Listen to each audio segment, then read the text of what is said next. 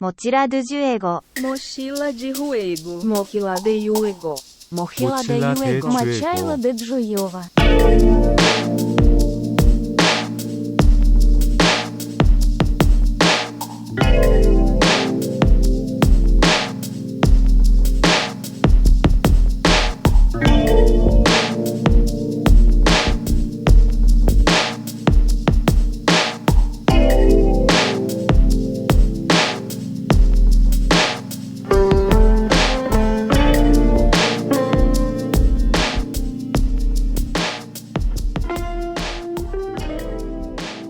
Hola de nuevo, bienvenidas a Mochila de Juego en un segundo intento de grabar porque llevamos un ratito, un par de minutos grabando una introducción que nos había quedado increíble, pero que a mí se me había olvidado darle al botón de grabar, así que bueno, volvemos a empezar. Bienvenidas a esta Mochila de Juego número 16, capítulo 3, temporada 2 inventada, que vamos a dedicar a Sockpop, pero antes de nada, como siempre, darles la bienvenida a Tomás y a Mariela. ¿Cómo están? Mis niñas, ¿cómo están? Por fin nos hemos podido reunir después de tantos aplazamientos. Iba a decir aplazaciones. No, Ha costado. Aplazamientos, incluido el aplazamiento de este opening que tuvimos aquí. Sí. 3 Sí, que minutos hemos hecho muchas bromas con que hemos estado malas, hemos estado Ha sido maravilloso, ha sido maravilloso. Es una pena que no lo podáis escuchar, pero bueno, vosotros pensáis que ha sido la mejor introducción de Mochila de Juego. Sí. Bueno, a ver, nos habrían hecho algún tipo de movida porque yo mencioné una marca que no debería pronunciarse, así que... Efectivamente. Una Yo marca creo que muy por eso. polémica. Yo creo que ha Sí, sido sí. esto. Sí. Que tenía que ver con un chiste de que Tomás... Hemos tenido el cease and desist más rápido de la historia. Los han llamado y nos han dicho, tú borras. Sí. Pero nada, hace eso, falta. porque básicamente Tomás, estábamos diciéndonos que mitad persona, mitad caramelo ahora mismo, que está ahí Exacto. metiéndose eucalipto y mentol en vena, porque hemos ido encadenando enfermedades y a Tomás le ha tocado ahora mismo ser el eslabón más caramelo.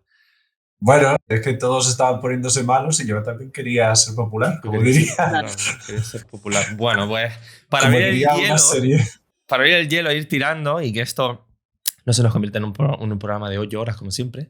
Yo tenía aquí apuntado porque escribí la escaleta de este podcast hace eso, como 2 o 3 semanas, y tenía apuntado que cómo ha empezado su año videolúdico, a que han estado jugando, que ahora a lo mejor cuando esto está siendo grabado, que es domingo por la mañana, día 19 de febrero, entonces preguntar, esto es como si le diera feliz año, que no tiene mucho sentido ya, pero bueno, como yo llevo todo el año encerrado en hacer un vídeo y en hacer otras cosas de trabajo y no he jugado a nada que no sea el Shockpop de los juegos que hemos jugado para este podcast y un poquito de Pentiment que todavía no he acabado, ¿cómo ha empezado para ustedes el año? ¿Han estado jugando mucho o poco, lo normal? Dime tú, Mariela, ¿a qué has estado jugando? Te vi el otro día jugando a Pues- Kingdom, que es uno de mis pendientes. Sí, bueno, estoy jugando a Kingdom Two Crowns, pero porque trabajo con Kingdom Two Crowns. Entonces, era una mezcla de, estoy trabajando, pero vaya, estoy jugando. No, Ay, muy bien. es La el verdad sueño que antes- cumplido. Sí. Antes de empezar a trabajar con este juego, la verdad que me gustaba mucho. Es un juego. Esto va a sonar mucho a estoy haciendo promoción de lo que me da de comer. Pero no, la verdad es que es un juego súper relajante también para echar ratitos. En fin. Y aparte de eso, también he estado jugando a Season. Que ya había jugado en su día porque estuve participando en el playtest y tal, pero estaba jugando un ratillo porque además cuando jugué en su momento no tenía muchísimas de las cosas que tiene obviamente ahora como producto terminado, ¿no? La introducción y todas esas cosas no las había visto. Y luego aparte bastantes demos del Steam Next Fest.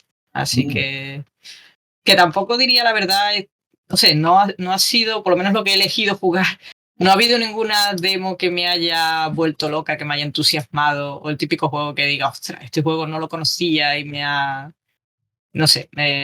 Ha sido flojito. Yo es que no Sí. suelo jugar muchas demos de estas, normalmente porque no tengo tiempo. Pero, o sea, a ver, que sueno como la persona más ocupada. O sea, más que tiempo lo que no tengo es como capacidad de atención ya. Yo los juegos normalmente, depende del juego y tal, obviamente, pero me las voy picoteando, me bajo muchísimas y las voy picoteando. Quizá la que más me ha gustado, que creo que ahí coincido con mucha gente, es Radio The Universe, que la verdad es que ya hacía falta que nos contaran algo de este juego. Y la verdad es que es muy guay, me ha gustado mucho el mood que tiene el juego, en fin, la ambientación y ¿Tiene y demás. fecha para salir? Creo que no. La verdad, a ver, porque justo tengo Steam abierto, pero yo diría que no. Dice simplemente 2023, o sea que me parece que está ya cerquita, pero no tiene fecha. Bueno, lo seguiremos de cerca. ¿Y tú, Tomás, has estado jugando algo de Play 3 o algo así? Bueno, de Play 3 concretamente. Pues no, de Xbox. De Xbox 360. No, pero yo quería decir sobre el Steam Next Fest que, a ver, a mí me ha pasado un poco lo mismo que a Hugo. La verdad es que no he podido jugar a nada de las demos. También es verdad que yo no soy muy de probar demos de por sí, ¿no? Pero al menos viendo por Twitter sí que es verdad que por los ojos me entraban un montón de propuestas, ¿no? Pero sí que es verdad que, claro, a nivel mecánico no sé cómo será. El de Radio de Universe precisamente fue de los que más vi mencionado y tengo mucha curiosidad, la verdad. No sé, al menos se me presentaba interesante Tiene pinta idea. interesante, sí. Yo también te digo que no es como. No parece como mi tipo de juego, pero cuando un juego acapara tanta atención, siempre acaba también como llamándome. A ver. Sí. Y aparte de eso, ¿a qué has jugado? Bueno, yo he tirado de cosas muy indie, muy experimentales y vanguardistas, como Heavy Rain. ¿Pero todavía estabas con eso? Bueno, estaba terminándome de encontrar los finales, pero ya acabé. Y después de eso pasé a intentar jugar otra vez a Mortal Kombat vs. DC Universe, a ver cómo era esto de los desafíos combos, que tuvo un momento increíble porque intenté ver si conseguía entender cómo funcionan los juegos de lucha en general. Me quejé en Twitter de que no lo entendía y alguien me dedicó un vídeo, un compañero llamado Cash Happy me dedicó un vídeo de 3 minutos explicándome cómo funcionaban, que me lo hizo expresamente para mí. O sea, es que eso solo te puede pasar a ti, tío. Te juro que, o sea, si Tomás no existiera, habría que inventarlo, tío. No, vamos, yo se lo agradezco mil porque ahora ya entiendo lo que estaba haciendo mal en el juego. Muy bien, pues muy bien, fantástico. O sea, no esperaba menos de ti ahora mismo, la verdad. Yo he hecho la broma, pero ya es que no es una broma, eres un meme, tío. Pero en plan para bien. Me mola. Yo es que no he podido jugar a nada. O sea, estoy como intentando acabar Pentiment porque, o sea, me flipa Pentiment, pero como no puedo atenderlo como me gustaría, es un poco. Tengo 5 minutos para jugar, pero no puedo jugar 5 minutos a Pentiment. Total, no juego nada. He jugado a Sock Pop. Porque de resto, lo único que juego es cosas para grabar cachos para el vídeo de Rainworld que, en fin, a ver si la semana que viene lo termino. Después de no sé cuántos meses. Dicho todo esto, vamos al asunto. Siguiendo un poquito la ambivalencia esta que hemos estado intentando poner en práctica. No ambivalencia, siempre digo, estoy todo el rato diciendo ambivalencia. Bidimensionalidad que hemos intentado poner en práctica desde que empezamos la temporada. Ahora eso, como saltar entre temas y autoras y colectivos y tal, o bueno, en fin, diferentes personas que hacen juegos. Hoy queríamos hablar de Sock Pop, entre otras cosas, porque, bueno, Sock Pop en sí es un tema muy interesante, pero aprovechando la coyuntura, que somos si algo define la mochila de juego es su coyunturalidad, y es el hecho de que han llegado a la marca de 100 juegos, que era un poco un objetivo que se marcaron cuando empezaron el Patreon, y el otro día llegaron a los 100 juegos y dijeron, pues, ¿saben qué? Vamos a hacer otros 100. Y nosotros dijimos, pues, ¿saben qué? Vamos a hacer una mochila. Y aquí estamos. Vamos a hablar un poquito de Sock Pop, que también nos permite... Bueno, hablar de Sock Pop en general es un poco complicado porque, bueno, solo el hecho de la marca, de que tienen 100 juegos, ya te da un poco de decir, vale, ¿de qué hablo? Porque puedo hablar de muchas cosas. Sock Pop, en lo que podría ser como la mochila o los círculos que son más o menos afines alrededor de un programa como puede ser esta mochila de juego, no es un tema ajeno. A veces se habla, o sea, se comenta desde cómo hacen juegos, otras veces desde la cuestión por la materia de los juegos, que si los juegos parque, los juegos juguete, tal. Bueno, habría muchas formas de hacerlo. Nosotros iremos poco a poco elaborando cuál es el marco desde el que queremos discutirlo, pero vamos a dividir el programa en 2 bloques. Uno en el que hablaremos de eso como colectivo, como generalidad, la cuestión por lo indie, por cómo se producen juegos dentro de este colectivo y cómo se relacionan con el tejido general de lo que significa la industria videolúdica contemporánea. Y luego hablaremos de una selección son 6 juegos, que supongo que iremos salpimentando a lo largo de la conversación, pero bueno, que pues, teniendo en cuenta que son 100, podrían haber sido esos 6 o cualquier otro 6. Pero tuvieron suerte de que no escogiéramos a los 100 a la vez, así que... Claro. No, es que imagínate. O sea, eso puede haber sido otro programa, rollo 100 minutos de Sock Pop, 1 minuto por juego. Habría estado guay, Oye, pero... Ni tan mal la idea, ¿eh? Ni tan mal, pero... o sea, eso significa jugar 100 juegos. Y yo, hasta que el gobierno nos dé una paguita, ese tipo de programas no se hacen. Si me llegan los Em, 200 lo planteo. Claro. Bueno, también un poco otra cosa, la coyuntura dentro de la coyuntura es que, y también en la línea de una de las cosas que hablamos con Playdate en el programa anterior, a mí me ha servido personalmente para coger otro libro de Yule, de Jesper Yule, que tenía ahí en el backlog desde, no sé, 1973, que es el Handmade Pixels, que es este en el que se mete de lleno en la cuestión por lo indie, por la producción indie, por lo que son los juegos indies y tal, que es un libro muy interesante, bastante denso y que tiene esta cualidad muy de Yule, de ser extremadamente esclarecedor y como quedar siempre de anticuado en el momento en el que el libro se manda a la impresora. Pero eso es muy interesante y de todas las cosas que hay en ese libro, me gustaría como tener ahí presente para ya empezar la conversación una de las esto que él llama como las tensiones que hay dentro de la producción indie, no necesariamente videolúdica, sino cualquier tipo de producción que se pueda considerar independiente, que la cuestión por la definición de la independencia es en sí complicada, porque siempre tiene un carácter negativo, es un poco lo independiente es lo que no depende, y eso ya te hace como tener que definir cuál es el centro de la producción para ir a buscar sus periferias. Bueno, esto es un tema muy complejo, pero Yule pone 4 tensiones dentro de la producción independiente, que es la tensión entre la diversión y el significado, la que hay entre arte y comercio, la que hay entre democracia y élite y la que hay entre pasado y futuro. Dicho todo esto, vamos a entrar un poquito en qué es soft pop, porque a lo mejor hay gente que no lo conoce y bueno, ahí esto es uno de esos casos en los que hay que dar información en crudo. No sé si la doy yo, la quieren dar ustedes, que la tienen aquí escrita, o como quieran. Bueno, a ver, hasta donde yo controlaba, que era cuando escribí sobre ellos en 2019, que ha llovido lo suyo, Soft Pop es un equipo de 4 desarrolladores independientes que están afincados en Utrecht y que en principio empezaron a hacer juegos alrededor de 2017. Lo que pasa es que, según donde consultes, lo que sería la organización está ya montada desde 2015 y, bueno, según los artículos que se han hecho sobre ellos, es cuando empiezan realmente a darse a conocer a partir de 2018, cuando ya montan el Patreon y todo, que es realmente un poco el centro de la actividad de Soft Pop.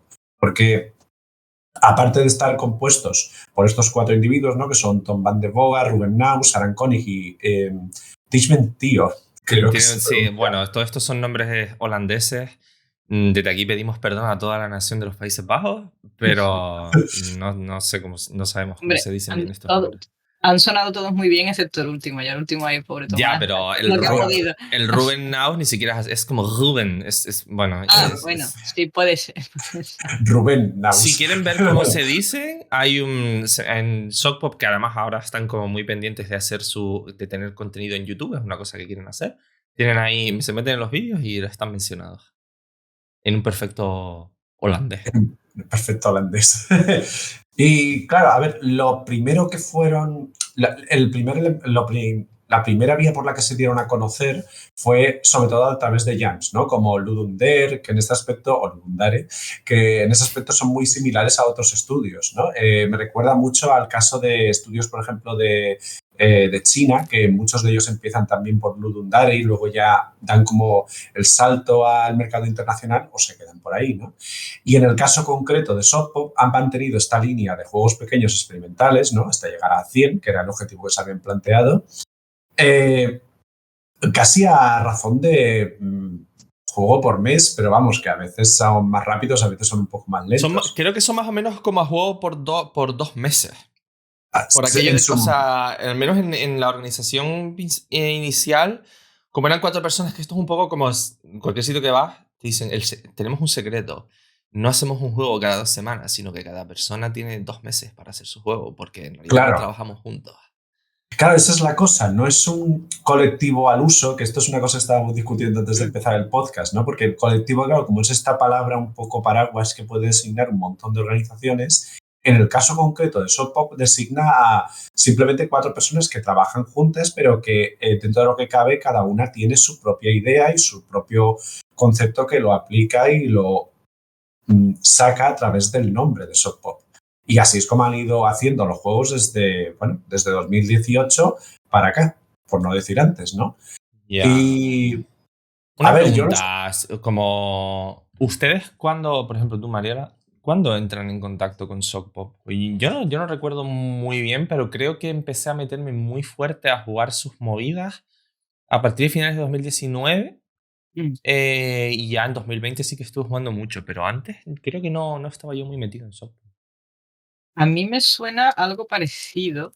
De hecho, te puedo decir casi el primero. A ver, estoy haciendo búsqueda. Sí, el primero que yo jugué en plan, qué guay, ¿esto qué es? ¿No? Y me puse así a investigar y jugué tal, fue Pocket Watch, de hecho, y estaba mirando que es de 2020. O sea, que yo por 2020, más o menos.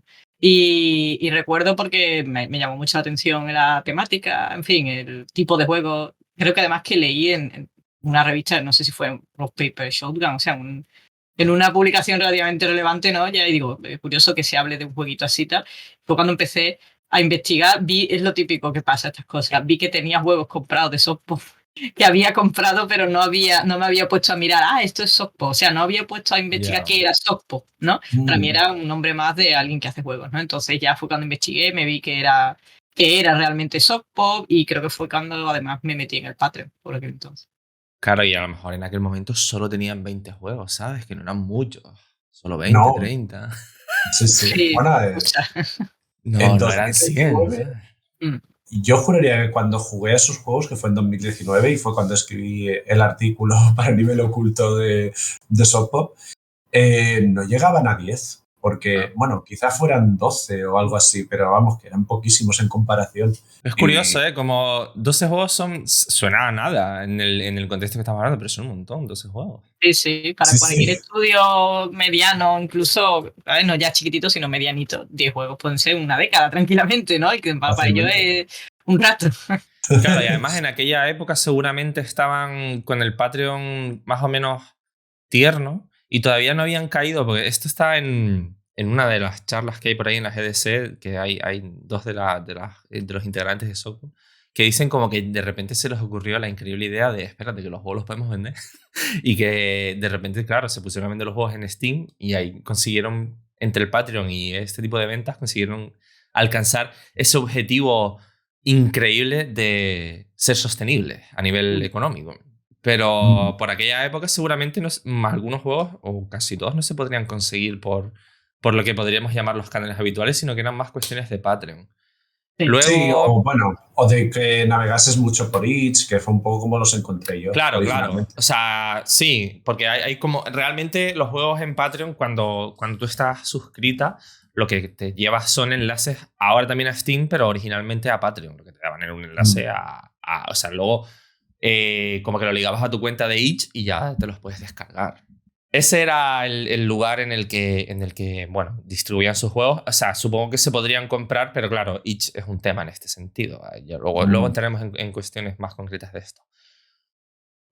Tenemos aquí apuntado que como su primer juego popular, el que los llevó un poco a la picota, fue Similan, que yo en su época no jugué. No sé si ustedes lo jugaron en su época. No, yo no lo llegué a jugar. O sea, yo lo vi en su momento anunciado, pero para entonces ya había dejado de probar todo lo que iba viniendo de Shock Pop. Sí. ¿Y tú, Mariela? Yo tampoco lo probé en su momento, ¿no? ¿Y ahora, pero ¿lo has jugado para el programa o no? Yo lo jugué nada, 5 minutos. Es un juego súper que va. Yo para el programa he jugado, aparte de los que vamos a hablar, hubo una lista preliminar, todo eso y tal, pero sí, no concretamente, a pesar de que lo mencionamos, no lo jugué. A mí me hizo mucha gracia porque en el momento en que lo mencioné, Tomás dijo, es como no sé qué juego, pero en plan Shock Pop. Que no me acuerdo cómo se llama. Me recordó mucho a Godus, ese proyecto maldito de... Bueno, de hecho, lo llama en itch, mirando la página de itch de Shock Pop, una de las cosas, no sé si ya nos podemos meter en particularidades de Shock Pop, ¿no? De hablar de Shock Pop. Vamos a hablar a posteriori sobre el tema de cómo conciben ellos el videojuego, del minimalismo y demás, ¿no? Pero una cosa que me llama la atención es que ellos también son minimalistas incluso en la propia descripción de sus juegos. O sea, ahí son o sea, se pasan por el forro todas las recomendaciones de cómo posicionar tu juego, de marketing, etcétera. Entonces, Simland, precisamente antes del programa, he estado mirando todos sus juegos y viendo tal, creo que lo llaman a godlike game. Ya está. Sí, O sea, Godlike Card Game. O sea, que es un juego pues, sobre ser Dios. claro, es un godlike, o sea, el godlike es un subgénero, ¿no? Entonces Sí. ellos cogen, creo que siguen, en la mayoría de sus juegos al menos, siguen un poco la misma estructura. Cogen el género al que pertenece, es un no sé qué, y luego le dan un componente descriptivo emocional, ¿no? Muchas veces emotional, o por ejemplo ¿no? Que has dicho Tomás, garden, ¿no? O sea, un jardín, que es un jardín, ¿no? Es como Bueno, algo. había dicho Card. Card, vale, perdona. El caso es que, pero bueno, es que eso, por ejemplo, lo Lo usa, mismo ¿no? da. A garden o no sé qué, ¿no? Llama Villa, del que vamos a hablar. Sí. Los Sims, pero con llamas, ¿no? O sea, Exacto. es como te ponen el género, los Sims es un género casi ya del videojuego, ¿no? De un subgénero, podríamos decir, y luego le añaden el detallito de. Pero como es soft pop, tiene este detallito, ¿no? Ya sea de algún componente emocional o algún componente más. Sí, como simpático, juguetón, ¿no? Sí, Exacto. juguetón. Playful a lo mejor es la Sí. palabra que ellos quizá tengan en mente a la hora de describir su juego. Sí. X, pero. Y luego el éxito más reciente ha sido Stacklands, que lo ha petado. Y a lo mejor, si alguien está escuchando esto y no está dentro de la esfera de Sockpop, a lo mejor sí que le ha llegado Stacklands porque ha sido muy hablado y de hecho siguen desarrollándolo y añadiendo contenido. Y es un juego bastante interesante. Y luego ya es uno de los que está en la lista, así que hablaremos de él. Podemos pasar a lo que habíamos dicho antes, el primer bloque, y vamos a hablar un poquito de un tema del que nunca nadie ha hablado, que es la cuestión por lo indie. Que es el videojuego independiente, que es la producción cultural independiente a través de Sockpop. Y es un poquito hablar de Sockpop como colectivo, como lugar, como plataforma, incluso como acontecimiento, porque se trata mucho a Sockpop como algo que es tanto un resultado lógico de lo que vendría a ser la producción cultural.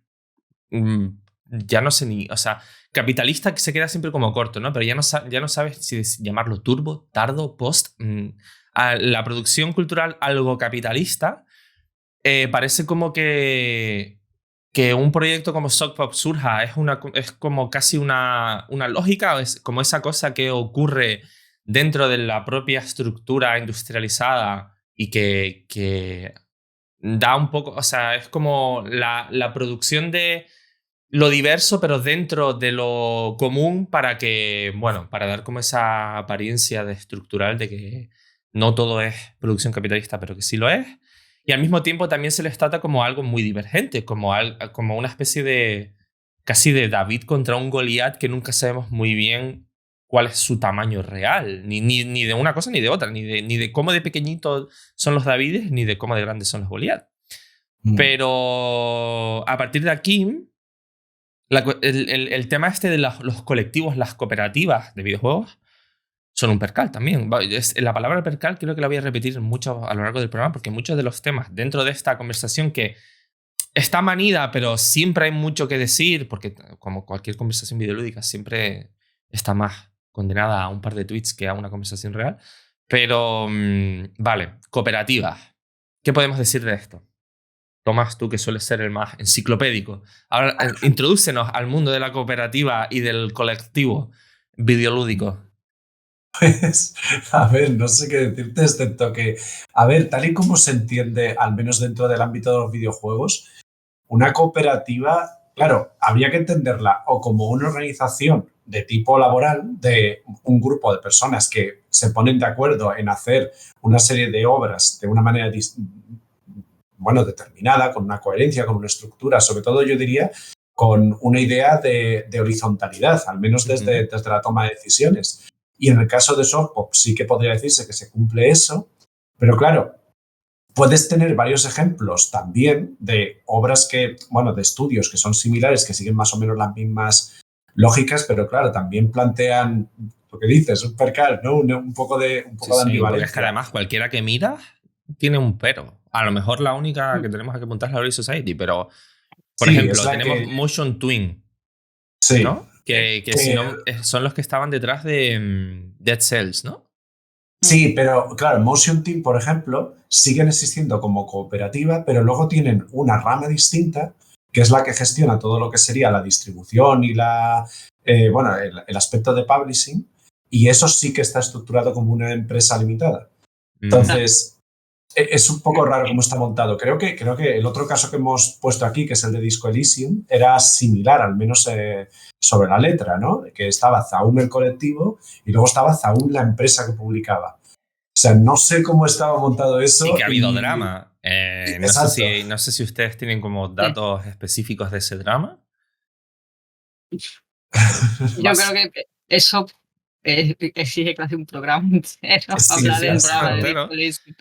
Pero, según lo tengo yo entendido, ha habido, o sea, en esa línea que separa el Sound como colectivo creativo, que por lo visto es casi institucional a nivel de país. ¿De qué país era? Que ahora no me acuerdo. Si no me Son equivoco, lituanos, ¿no? Eso, de Lituania. Pues o sea, es un colectivo creativo, artístico, eso que es casi un tesoro nacional, según como o sea, yo lo que he leído, vamos, la manera en la que hablan de él. Y luego está el Sound Empresa y ha habido como una trifulca por a quién pertenece el mundo creado por esta gente y que creo que no está resuelta, que creo que ahora mismo está en caminos de ir a los tribunales y que también te introduce un poquito al tema de las cuestiones legales y movidas que hay cuando la voluntad de ser horizontales a nivel financiero y a nivel organizativo entran en contacto o chocan directamente con los temas de la propiedad intelectual, que la propiedad ya sí que es capitalismo 101. Pero claro. bueno. Aquí es un poco donde el carácter horizontal si lo tratas desde la perspectiva de organización empresarial, ¿no? Pues choca muchas veces con las realidades no ya de la industria, sino de la distribución dentro de la industria. Y claro, luego está el concepto de colectivo más, vamos a decirlo, idealizado, ¿no? De grupo de personas que se unen para formar parte de un proyecto, pero ese proyecto se engloba dentro de una empresa, ¿no? Es como parte de una empresa tradicional. El ejemplo más antiguo que existe de eso es Electronic Arts, pero con su manifiesto famoso de 1981. Famoso para ti, porque yo no lo conocía y estoy totalmente obsesionado con él, pero yo esto no lo conocía. Bueno, en realidad no es un manifiesto, es publicidad. Lo que pasa es que lo plantearon como manifiesto. Era ¿puede hacerte un juego llorar? Yo me lo plantearía al revés. Me parece un manifiesto planteado como publicidad. O sea, lo estuvimos hablando el otro día de qué año era. Esto es de finales de los 80, ¿no? No, principios, de 1981 me parece que sale, y luego en el 82 salen los primeros juegos. El concepto de manifiesto como publicidad me parece absolutamente ochentero. Sobre todo de esto de los años, los early ages de lo computacional. Sí. Yo no lo conocía, tú me lo descubriste ahora. Me parece increíble ese manifiesto. O sea, me parece como... Ojalá. Lo le digo, ojalá. Y de repente entiendo como el concepto, ¿no? Electronic Arts, artes electrónicas. Wow, esto era increíble. Y ahora miras lo que es EA. Sí, y te resulta difícil pensar que sean los mismos y que han podido hacer eso mismo ellos. O sea, es increíble. Se los recomiendo. O sea, no sé si quieren, no sé, lo pondré en las notas o en la descripción o algo, yo qué sé. En plan, si quieren leer, porque es increíble. Pero cuéntanos un poco si quieres, Tomás, que veáis. Os puedo decir cómo lo descubrí originalmente. Fue en 2013, viendo un vídeo de ese viejo canal de YouTube llamado Extra Credits, que con motivo... Extra Credits. Ese viejo canal, cuando todavía estaba Daniel Floyd y todo, que sacaron un vídeo quejándose de la situación que estaba pasando Electronic Arts con la publicidad de Dead Space 2 y Dante's Inferno. O sea... Yo lo vi en 2013, pero el vídeo tenía que ser más antiguo, porque esos juegos tienen más años. Tienen más años. Un par de años más, por lo menos. Claro, sí. Y básicamente es el Daniel Floyd con la voz esta además que ponía, que lo aceleraba un poquito, leyendo el manifiesto por encima de los anuncios todos exagerados que sacaron para esos juegos. Y era como, mira cómo han caído los gigantes. Y fue como, qué curioso. Qué irónico. O sea, me refiero a como que producto tan irónico. Sí, la verdad que sí. Muy increíble porque no sé si es el título, bueno, como la idea central que hay es como ¿Can a computer make you cry? ¿Puede un ordenador hacerte llorar. Es que no puede ser más ochentero todo. Además, justo ayer que tenía yo un hueco en plan de que dije, es sábado a las 10 de la noche, hoy no voy a trabajar más. Y me puse a ver Robocop. ¿Por qué? No sé, no tengo respuestas, pero o sea, ahora mismo mi cabeza es puro retrofuturismo y policías robots ochenteros, así que imagínate. La verdad es que hablar de Sock Pop y aparezca Robocop de repente Muy random. Sí, Era inesperado, pero aquí está. sí. No, pero o sea, sí que tengo notas aquí que es como, o sea, es que es un documento, te lo juro, increíble. Me siento como Nicolas Cage robando la Declaración de Independencia. Dice, cuando dicen, queremos hacer juegos que vayan más allá de las tareas poco imaginativas y construir un medio que sea algo más que matar aliens. Como, Ea, ¿estás bien? ¿Te has tomado la pastilla? ¿Qué te ha pasado? No eres tú misma. No eres tú misma. Bueno, pues ahí estamos un poco... o sea, el espíritu es el mismo. Han pasado 40 años, pero con Software estamos un poquito en el mismo espíritu, que es un poco... No necesariamente en el contenido concreto, pero sí en este rollo de... Vale, nos estamos dando cuenta, llevamos dándonos cuenta desde que empezó, que el videojuego tiende a ciertas cuestiones que no nos terminan de gustar, porque, bueno, eso, lo típico. Estamos todo el día matando gente, vamos a resumirlo de esa manera, y queremos hacer otro tipo de videojuego, y Sock Pop no deja de ser eso, pero con movidas, porque no dejan... Hay como una constante en Sock Pop, que es como... Hacen juegos chiquititos, con una estética concreta, con eso, son muy distendidos, muy carnavalescos, pero que muchas veces replican los esquemas de juegos grandes que simplemente, usando esta palabra de manera muy laxa, se comprimen y se hacen versiones muy chiquititas. Todo esto desde, bueno, cuando te pones a mirar cómo se habla de Sock Pop, que no se habla mucho de ellos, pero bueno, hay cositas. Una de las cuestiones que suele salir mucho de entrada es que es un colectivo que crea en libertad. Pero claro, la palabra libertad, ¿qué significa aquí? Una de las formas en la que lo comentan es que, como es un colectivo chiquitín y tienen, o sea, hacen juegos durante 2 meses y eso les acota de una manera en decir, vale, tengo como 2 meses, eso significa que no puedo ser ni muy ambicioso, ni tampoco dormirme en los laureles. Entonces, no están atados a ningún proyecto durante mucho tiempo y eso les da la oportunidad de ir experimentando poco a poco. ¿De qué manera experimentan? Bueno, no sé si quieren hablar de algún tema en concreto. Yo tengo aquí apuntados que, de entrada, esta especie de libertad o que han ido como poco a poco desarrollando y aterrizando en lugares comunes de lo que podríamos llamar el lugar Sock Pop, apela a un regreso a una especie de simplicidad, a una simplificación de estos enredos de sistemas y de videojuegos inmensos que cada vez que sale, por ejemplo, ahora el último juego que es el juego que no debe ser nombrado, que ha salido, el último AAA, no sé si fue, a lo mejor lo sabes tú o Mariela, o lo sabes tú, Tomás, uno de los grandes portales de estos de reseñas de videojuegos dijo algo así como que estaban, o sea, que sí que era un juego con polémicas, pero que ellos estaban ahí para hablar de si era un juego divertido o no. No me acuerdo cuál era. Sí. Pues IGN, ¿cuál iba a ser? Vale. Y me acuerdo además porque la manera en la que yo me enteré de esto fue con un tuit de Meg Giants que dijo: el día en que alguien diga que un juego mío es divertido me pego 8 tiros. No lo dijo así, pero más o menos lo dijo así. Es cierto. Dije, dilo, reina, dilo, así como, dilo.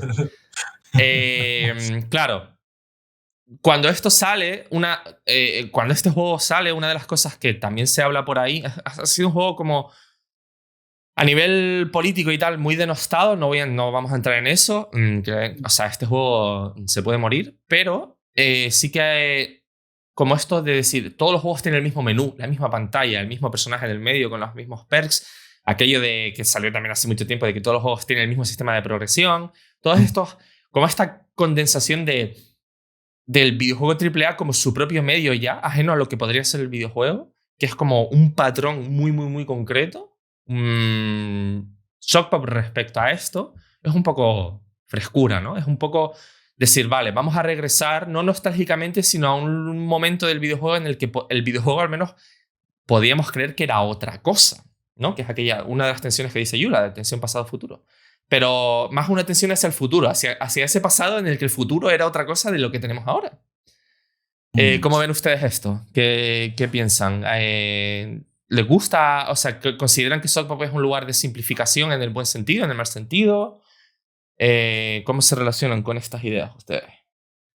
Pues, hombre, a mí me llama la atención lo que he dicho, que desde cierta perspectiva Shock Pop va a contracorriente ya no solo en la forma de los juegos, ¿no? Sino en cómo los presentan. Porque como digo, y creo que aquí hemos coincidido todos, uno nos suele entrar a Shock Pop porque ve un jueguito que le llama la atención y luego es tu responsabilidad de alguna manera indagar, ¿no? En si realmente qué es esto, ¿no? ¿Qué es este colectivo? ¿Qué otras cosas ha hecho? ¿No? Entonces van a contracorriente de todo lo que se presupone que deben hacer los indies, ¿no? Porque volvemos a lo mismo, ya el concepto indie no vamos a entrar en debatir, ¿no? No, entra. ¿Qué es lo indie? Mariela, ¿qué es lo indie? No, pero ciertamente podríamos hablar horas y horas de la contradicción que presupone que incluso para ser indie ya existe una serie de normas, ¿no? O sea, quiero decir, podemos buscar y sin mucho esfuerzo nos encontraremos mil y una guías de cómo comercializar tu juego indie, qué tiene que hacer un indie para esto, qué tiene que hacer un indie para lo otro, ¿no? En fin, todo muy, muy marcado y muy estructurado, ¿no? Shock Pop, a pesar de ser casi el colectivo empresa, una de las empresas indie más conocidas dentro de lo sostenible, ¿no? De lo que debería ser un ejemplo a seguir, no es fácil, o sea, simplifican todo, incluso como digo, su presencia online la simplifican, ¿no? Y simplifican cómo llegar al receptor. A mí una cosa que me llama la atención, y esto divago un poco aquí, no tiene a lo mejor que ver con el tema de la simplicidad, ¿no? Pero vía libre para divagar. Me llama la atención y pienso, ¿no? Una de las cosas que le he dado muchas vueltas y que no tenemos en a lo mejor las líneas de fuerza que tenemos planteadas para este podcast es, vale, ellos son sostenibles, un modelo de Patreon sostenible que además bastante, es decir, sin que vivan en la abundancia, ¿no? Pero por lo que comentan ellos, pues se permiten tener un sueldo, un salario decente, ¿no? Cada uno de ellos. Vivir de esto, básicamente, que es como vivir el sueño. de esto. Pero ¿qué supone para los que somos Patreon, ser Patreon de Shock Pop, ¿no? O sea, esto suena un poquito filosófico quizá, ¿no? Pero lo voy a enlazar con un tema que sí tenemos, ¿no? Que es el hecho de cómo accedemos nosotros a los juegos. Muchas veces eres Patreon y te olvidas de Shock Pop hasta que un día pues miras a ver los juegos que hay, los metes en Steam y juegas algunos, ¿no? Yo misma me relaciono así con eso. ¿Por qué seguimos siendo Patreon de Shock Pop? ¿Y por qué de alguna manera entiendo que, esto lo digo sin tener ningún tipo de estudio estadístico ni nada que me lo valide, ¿no? Pero entiendo que somos Patreon de larga duración, ¿no? Uno se da de alta como Patreon de Shock Pop y sigue ahí y eres consciente de que lo que estás haciendo es apoyar una idea, ¿no? Un concepto. Casi, ¿no? O sea, es como el último. Entonces, ¿a qué viene esto, no? ¿A qué es lo indie, no? En el fondo, vuelvo a eso. Shock Pop yo los veo como un bastión ahí, indie, ¿no? De que ciertamente es un rara avis, ¿no? Un cisne negro, si usamos esta terminología tan amplia, ¿no? Sí, esto que se presupone, bueno, entiendo que conocéis el término, pero bueno, si alguien no lo conoce, es esa singularidad que sucede, ¿no? Que se supone que en cualquier ámbito pueden suceder cosas absolutamente imprevistas y suceden. Por ejemplo, yo la primera vez que escuché hablar de esta terminología fue con el tema de las Torres Gemelas, ¿no? Se supone que eso fue un cisne negro, como acontecimiento geopolítico, ¿no? De alguna manera. O político. En fin. No, está guay. O sea, están cosas inesperadas. Llevamos por Robocop, las Torres Gemelas. Claro, efectivamente. Robocop. Robocop es un cisne negro dentro de este podcast. No me esperaba para nada Robocop y Torres Gemelas. Exactamente. Pero bueno, perdona si divago, es que en fin, es muy temprano. Es un tema importante este. Entonces, el por qué. ¿Por qué somos Patreon? Es muy importante. ¿Por qué somos Patreon? Es que ya digo, es una de las cosas que llevo pensando toda esta semana dándole vueltas a Soco y ya digo, y entiendo que es un concepto, como digo, es una pregunta a lo mejor más filosófica y más que otra cosa, ¿no? Pero me da que pensar, porque yo personalmente, por ejemplo, yo he sido Patreon de muchas cosas, y para arriba y para abajo, y me he entrado en unos, me he ido de otros. Es la dinámica habitual del Patreon. Por eso Patreon no es un modelo sostenible para el 90% de la gente. Entonces tenemos aquí un sinnúmero de nuevo de gente para quien sí es sostenible el Patreon de una manera además muy decente. Y eso me da que pensar, ¿por qué? O sea, quiero decir, ¿qué estamos nosotros diciendo? Me refiero, ¿cuál es nuestra... no es la palabra, no es argumento, ¿no? Pero quizá podríamos utilizar de nuevo... perdón, ¿cuál es la palabra que he usado al hablar de lo de Electronic Arts? Que se me ha ido totalmente de la cabeza. Manifiesto. Manifiesto, maldita sea. Se me ha ido, digo, que porque es una palabra, no es rara, no es una palabra inusual, pero se me ha ido de la cabeza. Es domingo O sea, por la mañana. Exactamente. O sea, estamos nosotros de alguna manera como aficionados al indie y al videojuego indie y al concepto ese de indie que es cada vez se diluye más,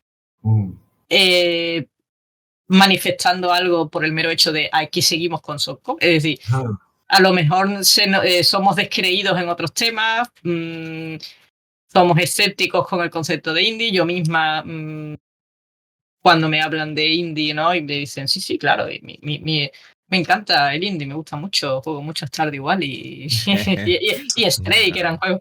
Por favor, perdón a los fans de Stray y Stardew Valley, no es nada, sino es ya sabes lo que quiero decir, ¿no? Es un concepto de indie que cada vez se va diluyendo más y se va convirtiendo más parte de la máquina, de lo comercial, en fin.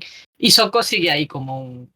Entonces yo creo que ser Patreon de Socco, de Sock Pop, lo he dicho tantas veces que esto es como la típica palabra que dices mil veces y va perdiendo significado. Por eso la pone al principio. Claro, ser Patreon de Socco para mí es casi un manifiesto, ¿no? Yo como aficionada, ¿no? Entonces... Es como una manifestación, como una postura. Sí, como una postura. De hecho, postura es mejor palabra que manifiesto, ciertamente. No conseguía dar con la palabra en sí, pero postura, ¿no? De decir, oye, estoy metida en esta vorágine, a lo mejor me siento más escéptica con respecto al indie, tengo muchas opiniones que no tenía ahora, que a lo mejor hace 3 años cuando me hice Patreon de Socco tenía otras, pero yo sigo ahí con Socco. O sea, realmente creo que dentro de la pureza, voy a usar una palabra que también, en fin, del indie, Socco son como acción, ¿no? De alguna manera. Pues, Otro percal, otra palabra percal, sí, pureza. por eso es un percal absoluto. Me ha venido a la cabeza y no, esto sí que no pretende ser un concepto absoluto porque es muy difícil de definir, pero bueno, se podría plantear como sinónimo de la palabra que tenemos precisamente apuntada, ¿no? De autenticidad. Sí, correcto. Quizás mejor, efectivamente. Hoy estoy así, ¿eh? Hoy digo palabras y después digo, no, esta no es. Bueno, o sea, es que al fin y al cabo hay una red de palabras aquí en este tema que es muy difícil de manejar realmente. Y por eso, realmente, en todas estas discusiones que son como habituales, reiterativas, o sea, son reiterativas por algo, porque son difíciles de manejar y bueno, llegar a un cierto nivel de complejidad es difícil. De todas maneras, lo que tú estás diciendo es totalmente relevante a medida que la industria va creciendo y va como conquistando lo que es como una, yo qué sé, como una ciudad. A medida que lo periférico deja de ser periférico, la periferia va dibujándose cada vez más lejos. ¿Dónde está lo indie ahora? Bueno, claro, te tienes que meter en niche y jugar a juegos de gente que no vive de esto. Y estás metiéndote un poco en esa cuestión de para ser indie tienes que hacer juegos en tu tiempo libre. Bueno, complicado. Pero en la charla que decía antes de la GDC de Sockpop, ellos dicen que a través de esto ya sí que son como más datos de ellos, de haber preguntado a los Patreons, a cómo la gente juega sus juegos y por qué están ahí. Decían que había mucha gente que simplemente estaba ahí por apoyarles, porque querían apoyar el hecho de que ellos existan.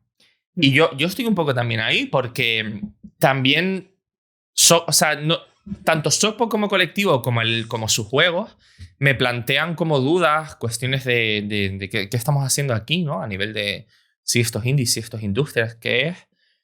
Pero como el mundo es el que es, o sea, no, porque nosotros podemos ponernos aquí en plan, no, viva el videojuego indie. Pero el mundo es el que es. A no ser que te vayas a la montaña a hacer videojuegos y te dé todo igual porque estás plantando zanahorias y papas, tienes que existir en ese mundo. Y si vamos a existir, Sockpop es al menos a día de hoy, es una manera de hacerlo interesante, guay, apoyable. Yo de momento seguiré siendo Patreon porque no tengo ningún motivo para no serlo. Pero eso no quita que en la problemática por si el modelo Sock Pop es o no replicable esté sobre la mesa. ¿Tú qué opinas, Tomás? ¿Crees que esto es un modelo que es sostenible para ser replicado? Esto había... O sea, como estoy como muy... Ahora llevo 8 meses con Rainworld. Una de las cosas que hay en el lore de Rainworld es como que querían encontrar, bla, bla, bla, bla, una solución para trascender de la vida que hay en ese juego, que es en círculos, que es la reencarnación, bla, bla, bla. Y decían que estaban buscando una solución que fuese replicable, porteable y no sé qué, vamos, que sirva para todo el mundo y en todos lados. ¿Sirve lo de Sock Pop para construir una manera de producir videojuegos de manera general? Yo tengo dudas. ¿Tú tienes dudas, Tomás? Pues yo tengo un mogollón de dudas porque es Me que, imagino, claro, pero... no, pero precisamente, claro, hablando de un grupo como Sock Pop, ¿no? Y de digamos, la concatenación que se hace entre un grupo como ellos y la etiqueta o la denominación de indie, que precisamente lo que estaba comentando Mariela, es una etiqueta que con el paso de los años se ha ido diluyendo cada vez más. O sea, si hace 10 años tú podías decir, bueno, ¿indie qué es? Pues indie es irte a TixSource y ves lo que hay en TixSource o lo que sea, ¿no? Ahora, con itch existiendo, pero con esa proliferación de obras, proliferación de voces, que venga un estudio que haya conseguido el éxito en Patreon, que es algo que sabemos que es dificilísimo, que es algo que le pasa a una minoría, y muchas veces es por cuestiones de pura suerte, de haber llegado antes o de haber llegado en el momento justo o lo que fuera, ¿no? O de haber trabajado antes porque no, o sea, cuando llegas a Patreon tienes que tener ya algo que te haga de eso. Esto soy, esto es lo que va a pagar. Claro, que es el caso, por ejemplo, que a mí me suena en Patreon, al menos de muchos de mis apoyos originales, que eran pues youtubers y cosas así, ¿no? Gente que ya existía de antemano, que ya tenía como una trayectoria. Y algo como Sock Pop, por ejemplo, me hace pensar que, claro, esto plantea ¿cómo decirlo? Una toma de posición también por parte del consumidor y que decida apoyarles, porque están apoyando la idea de Sock Pop como una concepción de cómo puede existir lo indie ahora mismo, al margen de si siguen o no ciertas formas de diseñar, ciertas formas de jugar que pueden estar más o menos estandarizadas, pero al mismo tiempo están escogiendo apoyar a este grupito selecto en vez quizá de algo más amplio o de una concepción más abierta de, voces muy diferentes. Es como este debate que hay en torno a la selección, ¿no? A la discoverability, que es otra palabra que hemos apuntado la descubribilidad. Sí, no sé, la horrible. capacidad de... Hay palabras que no deberían traducirse por mucho. Vamos a quedar, haya que quedar de pedante y decirlo en inglés. Claro, es que yo estoy de acuerdo en que no, pero si lo pones en inglés quedas como de asqueroso. Sí. Pero vamos, significa quién accede a estos juegos y cómo. Claro, y hasta qué punto, claro, escoger centrarse en Sock Pop no puede ser en detrimento de otras voces. Y claro, aquí yo ya estoy llevándolo a los juegos mismos, ¿no? A lo que Sock Pop decide diseñar en qué momento y en base a qué, ¿no? O sea, qué tendencias escogen seguir y qué tendencias escogen un poco dejar de lado, ¿no? Que aquí ya quizás sería cuestión de hablar de cómo hacen los juegos, pero... Sí, o sea, me intercedo un momento porque, de hecho, o sea, como la vida es contradicción y yo evidentemente soy mucha contradicción, muchos de los... Sobre todo en los capítulos como más del principio de la mochila de juego, muchos de las autoras y autores que hemos hablado funcionan con Patreon.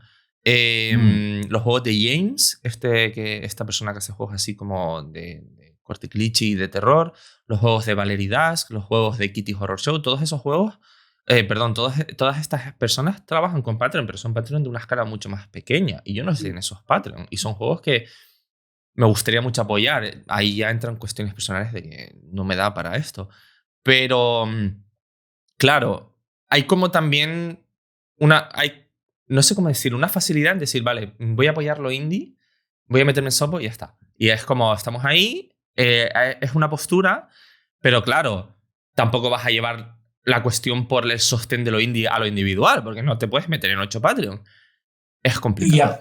Claro, aparte de eso también es, yo creo, meterte en una espiral que yo creo que no lleva a nada, que es esta idea de, bueno, yo con mis decisiones de consumo salvaré lo indie. Claro. Que yo creo que tampoco es la respuesta, porque dejarlo todo al consumidor, que precisamente yo creo es de los agentes con menos capacidad de influenciar el mundo que existen, Sí. es como... Podemos volver, esto es interesante porque podemos volver aquí a ese juego que nos puede ser nombrado, ¿no? Sí. Que ha dado pie a ese debate constante del consumo ético, ¿no? Hay mucha gente que ha aprendido, parece ser, gracias a esto, la frasecita esa de no hay consumo ético en el capitalismo, ¿no? Y la está Qué utilizando para justificarse por sus decisiones frente al ocio, ¿no? Sí. Que es una forma errónea de entender ese concepto, ¿no? De consumo ético y demás, ¿no? Entonces, claro, pero sí, tampoco se puede obviar que nuestras decisiones con respecto al ocio modelan de alguna manera lo que se produce al final, ¿no? Y Estoy de acuerdo. el proceso de la cultura. Estoy de acuerdo, pero además en los dos extremos, porque las dos posturas principales que hubo fue como que consumir era el demonio y no consumir la gran heroicidad. Y es como... Sí. No, claro. El problema es ese, que se ha llevado, pues se ha polarizado, pero se ha polarizado, creo yo, utilizando un terreno que es el que no es correcto, ¿no? No me refiero al juego ya en sí, sino al... ¿Sabes? Sino... Y claro, entonces yo creo que también eso enlaza un poco con lo que hablamos, ¿no? O sea, apoyamos a Sokpop porque de alguna manera... No te preocupes por el nombre. Bueno. Apoyamos, esto puede, cada vez que yo lo diga mal, me pones encima luego en la edición posterior. Me pone... Eso, buena idea. Los apoyamos por que de alguna manera hay un reducto de nosotros que cree que es ético apoyar a 4 chavalitos, ¿no? Bueno, chavalitos, perdón, a lo mejor son mayores, que no sé qué edad tienen, pero bueno, 4 personas que están viviendo ese sueño, ¿no? De la libertad, de no sé qué, de ser creativos, cuando además también pasaremos a hablar de eso, ¿no? Podemos debatir cuánta libertad tienen realmente, ¿no? Porque si ellos muchas veces se mueven en torno a las tendencias de lo comercial, ¿no? Aunque sea deconstruyéndolo todo, ¿son realmente libres o no? O sea, quiero decir... No, de hecho, vale, vamos a utilizarlo como puente para ir a la segunda parte. Vamos a hablar ya un poquito de los juegos y de nuestra relación con Sokpop en el nivel de cómo jugamos a Sokpop. Esto lo hemos repetido muchas veces, pero no perdamos de vista el hecho de que tienen 100 juegos y que su plan es hacer 100 juegos más. Esos son 200 juegos. Que sé que es una presión matemática muy básica, pero es que son 200 juegos. Y vale que en medio ahora están con el tema de las colaboraciones con otras personas y tal, pero bueno, no dejan de ser 200 juegos. Vale, una de las cuestiones que tenemos aquí apuntadas en la escaleta, para entrar en esto de los juegos y haciendo un poquito de puente con lo que estabas diciendo, es que dentro de una... En sí, esto es como una especie de matrioska. Esto que decimos, como somos un poco como un muñeco que tiene un botón, que cuando le das así el botón en la espalda, el muñeco dice, pero mira, la cuestión por si los juegos son juegos o no. Hablamos mucho de esto y de cómo constantemente cuando algo se sale un poquito de la norma, y sobre todo en el contexto indie, siempre aparecen como más que un juego es otra cosa, o bueno, yo esto lo llamaría una experiencia interactiva, bla, bla, bla. Sokpop es, entre otras cosas, paradigmático porque sus juegos no han sido nunca puestos en duda, pero jamás serían puestos en duda como que son lo que son, videojuegos. ¿Por qué? Bueno, principalmente porque no dejan de ser... Hay alguna cosa por ahí en medio que es divergente, pero en general son como juegos chiquititos de fórmulas muy grandes. Esto lo intentábamos antes. O sea, cogen un género, cogen una mecánica, cogen un lugar más o menos común y hacen una miniaturización de esto. Esto hace que, quieras o no, estén ligados a lo que es o sea, su independencia es muy dependiente de lo que es común. Entonces, si tú miras la cronología de juegos, muchas veces ellos producen obras que tienen una relación directa con lo que se está hablando, con lo que está de moda, con el juego de turno. Hacen sus Souls, hacen su juego de cartas, hacen su juego de dados, etc. Esto, hilando con lo que está diciendo Mariela, no deja de ser una manera de depender de lo que es popular, ¿no? ¿De qué manera estamos hablando entonces de libertad? Es un poco aquello de tú puedes ser muy independiente y muy creativo y muy díscolo, pero si tus canales de distribución y consumo son los mismos que para todo el mundo y están controlados por quien está controlado, vas a estar dependiendo de las dinámicas que están inscritas en esos canales, que son qué es lo que se descubre, qué es lo que no, qué es lo que es popular, bla, bla, bla, bla, bla. Stacklands es un juego súper popular, entre otras cosas, porque tiene buenas reviews en Steam. Si tú te metes en Steam y tiene un mixed en que sale en marrón, estás jodido directamente. Es popular además en gran medida gracias a los streamers, que es el primero, creo, el primer juego de Zocpop que yo veo siendo espontáneamente mostrado por streamer y por youtuber y tal. Vamos, hay obviamente, si uno busca en YouTube se encuentra vídeos de muchos de sus juegos, pero creo que Stackland es el primero que es bastante masivo, o sea, ha sido bastante, yo he visto a streamers grandes, ¿no? Hablar de Stackland sin algo que no ha pasado antes, creo. ¿Quiere decir esto? Que bajo cualquier otra consideración que podamos poner sobre la mesa, parte de los ingredientes de su éxito son comunes a cualquier otro tipo de éxito dentro de la producción cultural. Y esto, claro, ¿de qué estamos hablando aquí? De libertad, de no libertad, de una manera de encontrar como el wiggle room, ¿no? Como ese punto de decir, vale, exactamente dónde nos podemos colocar para tener una sensación de autenticidad, creatividad, textura propia, bla, bla, bla, bla, pero aprovecharnos, no en un sentido negativo, pero del hecho de que tenemos que vender los juegos por itch y en Steam, porque hasta que no empezaron a vender por Steam, lo decíamos antes, no empezaron a ser realmente sostenibles. Y Steam no deja de ser mal, o sea, es lo que tenemos, pero no deja de ser una ultra mega empresa y un monopolio increíble. Entonces, bueno, ¿hasta qué punto es libre eso? A ver, yo lo veo un poco en términos de plataforma e imaginación, ¿no? O sea, si tú operas dentro de la plataforma, en este caso la de Steam, y tienes que acogerte a los parámetros de esa plataforma para poder sobrevivir, la imaginación que tú tengas a la hora de diseñar según qué juegos, quieras que no, va a estar más o menos supeditada a eso. Entonces, yo no estoy aquí queriendo adjudicar, digamos, intenciones ocultas ni nada, pero no. Es un poco esta presión, ¿no? Por decir, vale, tenemos que seguir adelante, hay que hacer juegos que dentro de lo que cabe pues puedan llamar la atención. Stacklands, pues obviamente llama la atención, hay que darle apoyo a Stacklands, ¿no? Claro, o sea, para mí es literal, a mí me gusta mucho Stacklands, pero no deja de, no sé cuál es la palabra, dolerme, molestarme un poco, que el juego que lo peta sea Stacklands y no Heliopedia, porque a mí Heliopedia me parece el increíble juego superior de todo esto, pero jamás sería el juego que lo peta. Claro, claro. En fin, podemos como dividir a partir de aquí el camino un poco en vale, ¿cuál es el tipo de juego que hace Zocpop dentro de esto, de que hace muy videojuegos? Este videojuego corto, yo tengo aquí puesto como apretado porque está como muy condensado, que se puede acabar en una sola sesión y que juguetean eso con convenciones y que en general no piden demasiada habilidad. Tirando un poco de la referencia de Yule, Zocpop es también muy contingente dentro de esto de que no hay ninguna duda ontológica sobre su condición de videojuego, en que la explosión indie tiene uno de sus vectores en la reducción de la atención a lo que vendría a ser lo manipulativo, lo mecánico, toda esta rama del videojuego que es sistema sobre sistema, en favor de una complejización del significado. Muchos de los lugares indies a los que vamos tienen que ver con esto. Para mí el videojuego y más increíble de la historia, que es Kentucky Road Zero, es mecánicamente muy sencillo y significativamente y a nivel de construcción de sentido extremadamente complejo. Pero Zocpop es lo contrario a esto. Es más, dentro de esa tensión entre diversión y significado, son más miniaturas mecánicas en general que otra cosa. Y esto creo que es parte del éxito. No sé cómo lo ven ustedes.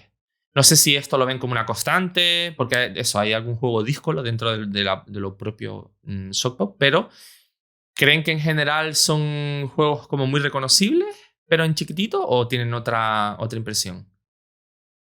Porque yo lo veo así, al menos.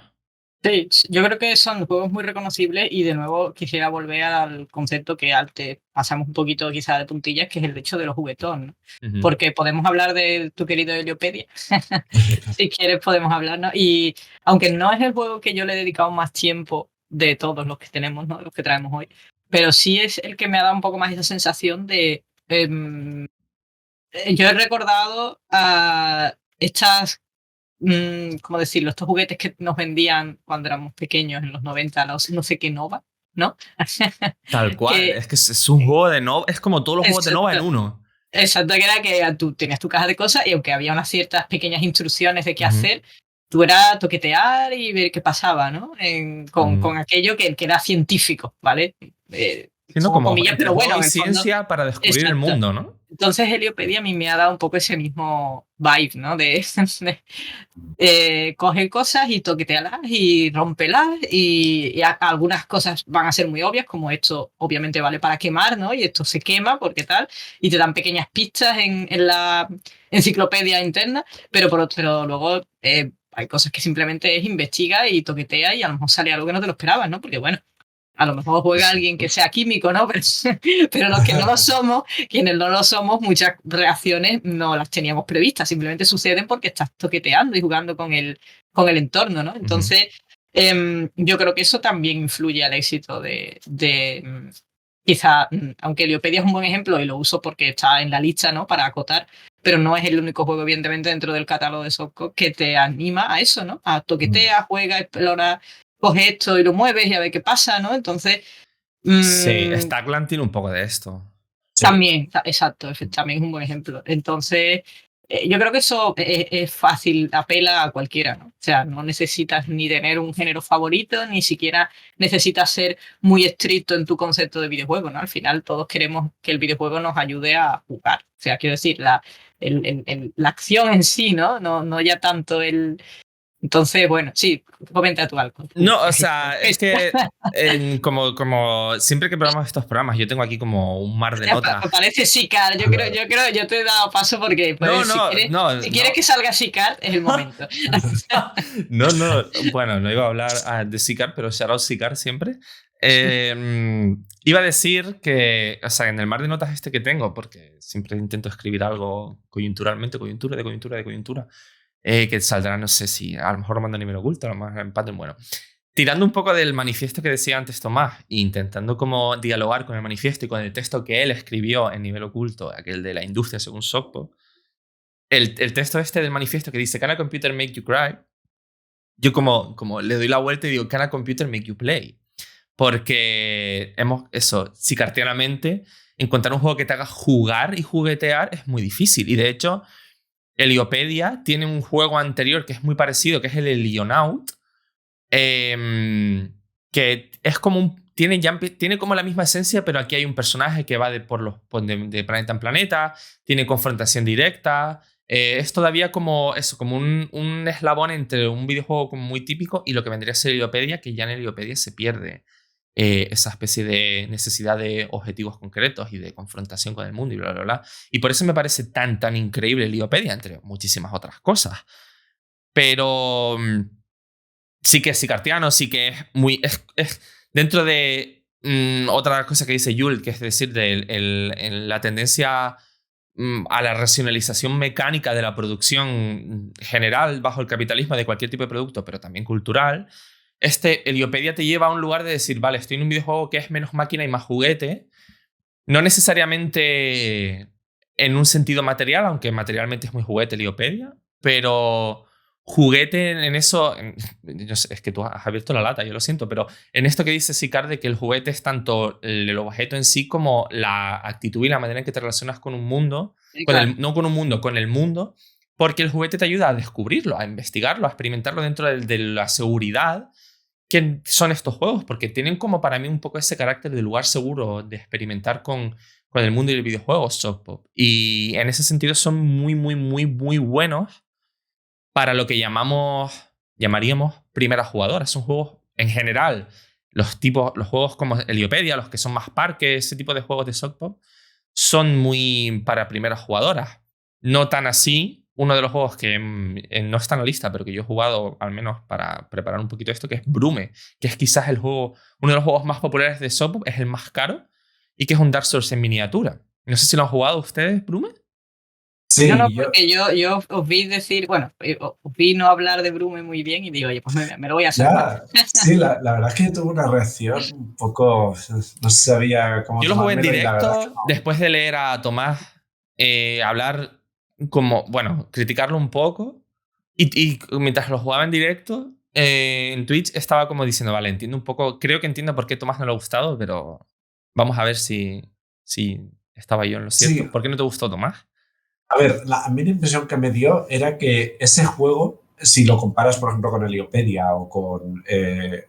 Pensando ahora, por ejemplo, también en La Mavila, ¿no? Que es como otro ejemplo quizá muy, muy, muy primigenio de Softpop intentando fomentar esa mentalidad juguetona. A mí, Brume, por lo menos, el problema que me implicaba era que tenía como esta deferencia hacia el modelo de juego de Souls, que luego lo intentaba trasplantar a este modelo miniaturizado, que a mí se me quedaba un poco anémico, pero no tanto porque.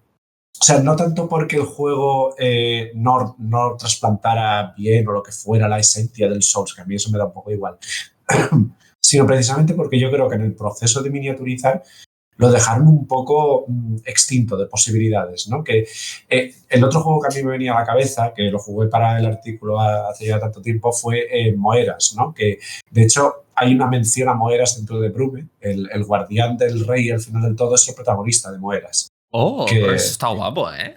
que eso me llamó mucho la Eso, atención, eso, me hizo eso es muy pensar. Souls.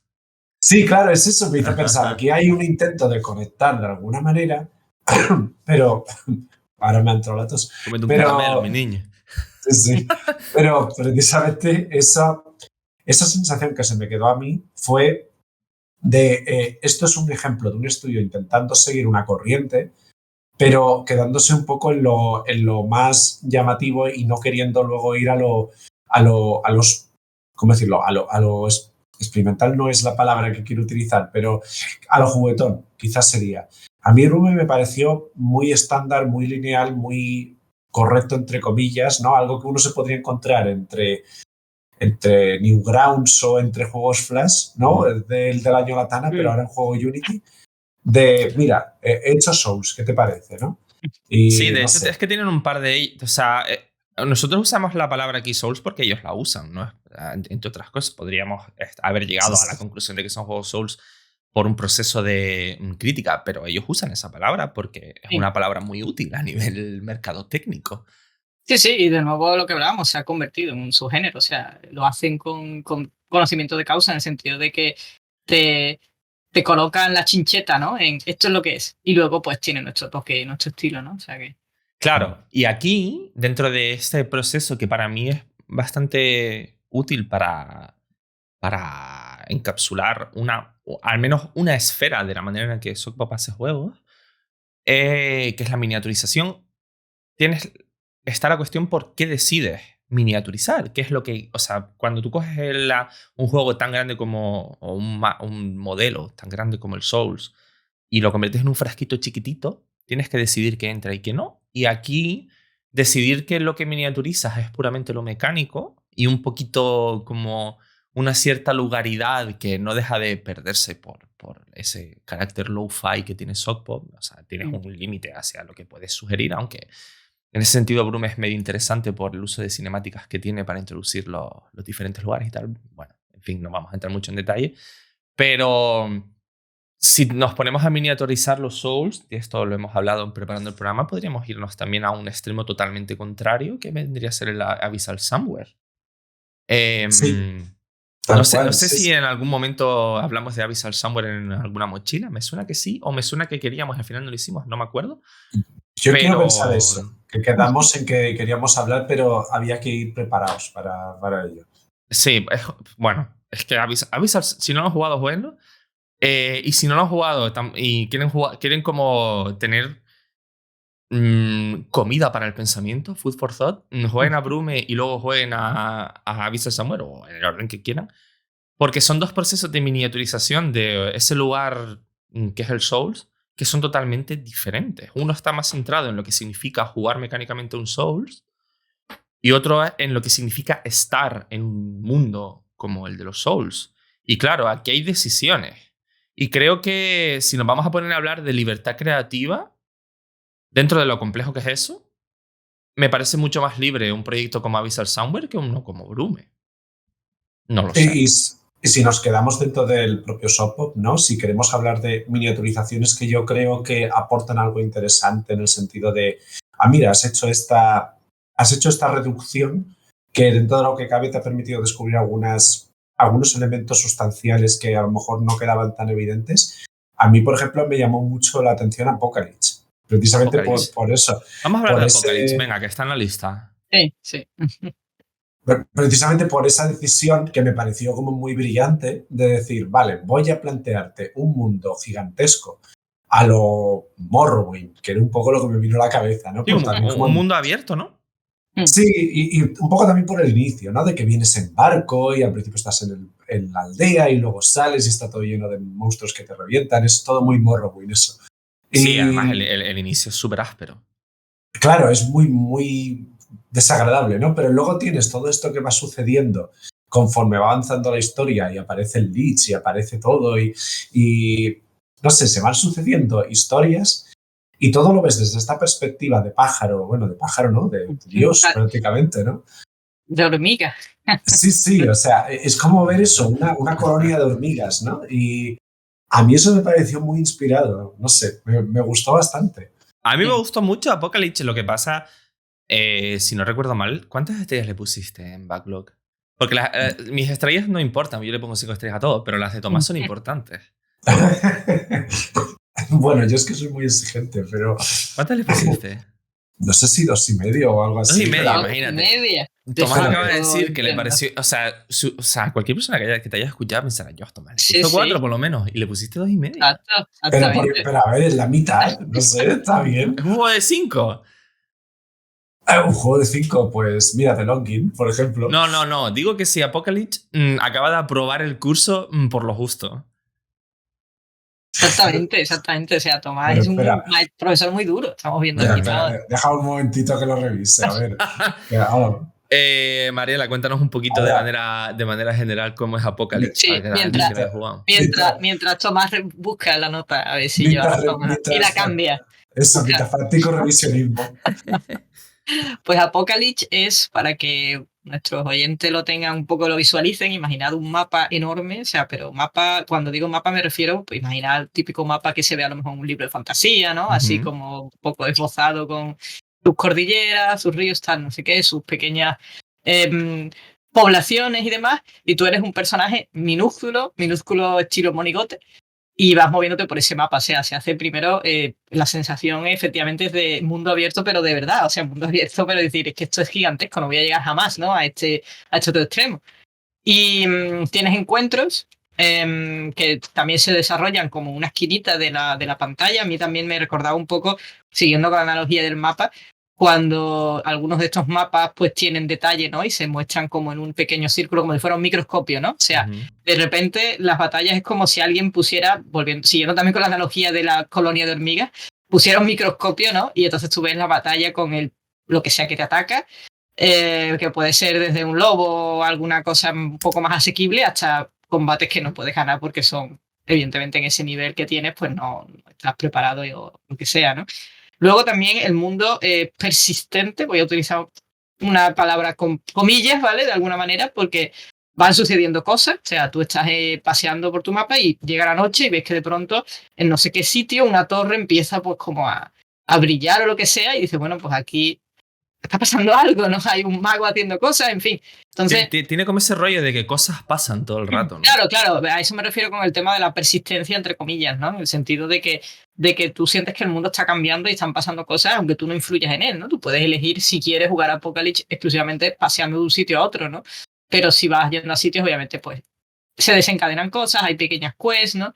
Yo diría también que una de las cosas que caracterizan a Sopop quizá, y puede tener que ver con esto de miniaturizar género, es que nunca dejan de lado el componente de gamificación, de nuevo, de alguna manera. Es decir, como dijimos, nadie puede negar que sean videojuegos, ¿no? Entonces, por ejemplo, en Apocalypse, aunque a ti lo que te pide el cuerpo es pasear por ese mapa inmenso y ver cómo el mundo a lo mejor se despliega frente a ti, si tienes quests, ¿no? Te van diciendo, oye, pues pesca no sé qué y vienes y te doy tal cosa.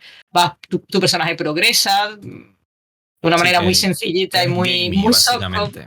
Gaming, claro. Yo uso mucho la palabra gamificación porque creo que a lo mejor se puede entender un poco mejor, pero gaming en ese sentido, ¿no? Entonces, pues hay yo diría que dos maneras de disfrutar de Apocalypse. Yo lo disfruté un poco más como esa idea de estoy paseando por un mapa inmenso y además me produce mucha satisfacción, ¿no? Esta idea, ¿no? Este concepto. Mientras que si quieres jugar a Apocalypse y hacerlo, yo qué sé, eres la típica persona que le gusta ¿cómo lo digo en español? Completionist. Eres un completista, sí, el completismo. completismo. El Sí, completismo. llámalo Pues, claro, Llámalo Tomás. estaba pensando en Tomás, pero digo, no quiero decirlo. Iba a decir, Tomás, si eres el Tomás, Achievement Hunter. exactamente, pues puedes jugarlo de una manera mucho más gamey, ¿no? Y mucho más estándar, ¿no? Por así decirlo. También te digo que si entras a este juego con el plan de pasártelo, te vas a agobiar un poco. Porque tiene una rampa Sí, es cierto. áspera. Es cierto. Y luego además, hasta tiene una rampa que muy exigente, también no te castiga mucho por morir, pero luego snowballea. O sea, luego es lo contrario, luego te cargas todo súper fácil. O sea, bueno, supongo que en 2 meses tampoco puedes equilibrar mucho un juego. Claro. Pero es chungo, es chungo. No es tan chungo como jugar al otro que decimos al principio, Similan, este del Godlike, que es. O sea, bueno, no paro de ver gente morir de hambre en ese juego, pero sí que es complicadillo. Tampoco hace falta. Esto es como también una movida del juego tipo Shock Pop, ya no de juegos tipo Brume, que eso sí que en 1 horita llegas al final y te lo pasas, pero no es como necesario como acabarte un juego y como chuparle todo lo que haya, sino estar un rato, ¿no? El rollo. Sí. En ese nivel funciona muy bien también. Sí. No hace No, yo falta tengo pasarte Apocalypse para decir, wow, este juego está muy bien. No, yo tengo que decir, por ejemplo, Apocalypse no lo he terminado. O sea, de los juegos de Shock Pop, el único que he llegado hasta el final, bueno, no, fue Brume y luego Heliopedia. Pero porque Heliopedia en realidad. ¿Qué significa llegar al final de Heliopedia? Bueno, tiene un final. Madre mía, tiene un final. Sí. Lo has conseguido. ¿Y te volvieron a decir que dejas de jugar como en Everything? Pensé que lo iba a hacer. Al final lo que hace es decir, bueno, no pasa nada, si quieres sigue jugando. Y ya está. ¿Tiene un final? Entonces, sí, es. Bueno, si queréis os lo cuento. Bueno, es que no sé, es que yo jugué hace mucho tiempo a Heliopedia y ahora para el programa volví a jugar, pero la partida ya la tenía empezada y no sé si llega al final. ¿Qué final tiene? Cuéntalo. No, es cuando el sol, después de darle tanto de comer, se convierte en un agujero negro. Ah, pues no he visto yo eso. Ah, vale. Pues es que la parte que viene, digamos, según le vas dando de comer al sol, que llega un momento que ya no es necesario porque ya tienes tantos planetas que te puedes quedar con ellos, pero si le sigues dando de comer, se convierte en agujero negro y en el último planeta que aparece hay un astronauta. Y el astronauta, que yo juraría que es el de Alionaut, no estoy seguro, pero puede que sea, te pide, bueno, no te pide, pero tiene una nave varada y tú la puedes reparar, pero tienes un poco que intuir lo que necesita. Tú le vas dando cosas y él siempre hace y si no le gusta lo tira. Y si le gusta dice y lo convierte en otra cosa. Y de hecho hay materiales que solo puedes conseguir si se los das al astronauta para que el astronauta los invente. Tipo, me parece que si encuentras una oveja y consigues esquilarla y le das el algodón, pues te hace un jersey, o sea, así, ¿no? ¿El algodón o la lana? Sí, la lana. Quería decir la lana. Según lo que ven tus ovejas. Sí.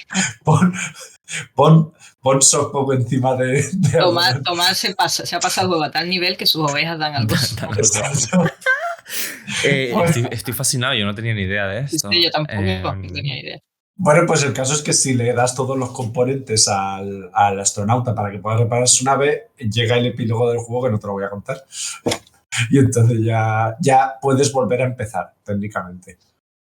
Estoy fascinado. Bueno, ya lo estaba prácticamente, pero Heliopedia está oficialmente en mi nivel, el tier milagro, que hay muy poquitos juegos ahí. Heliopedia es juego milagroso.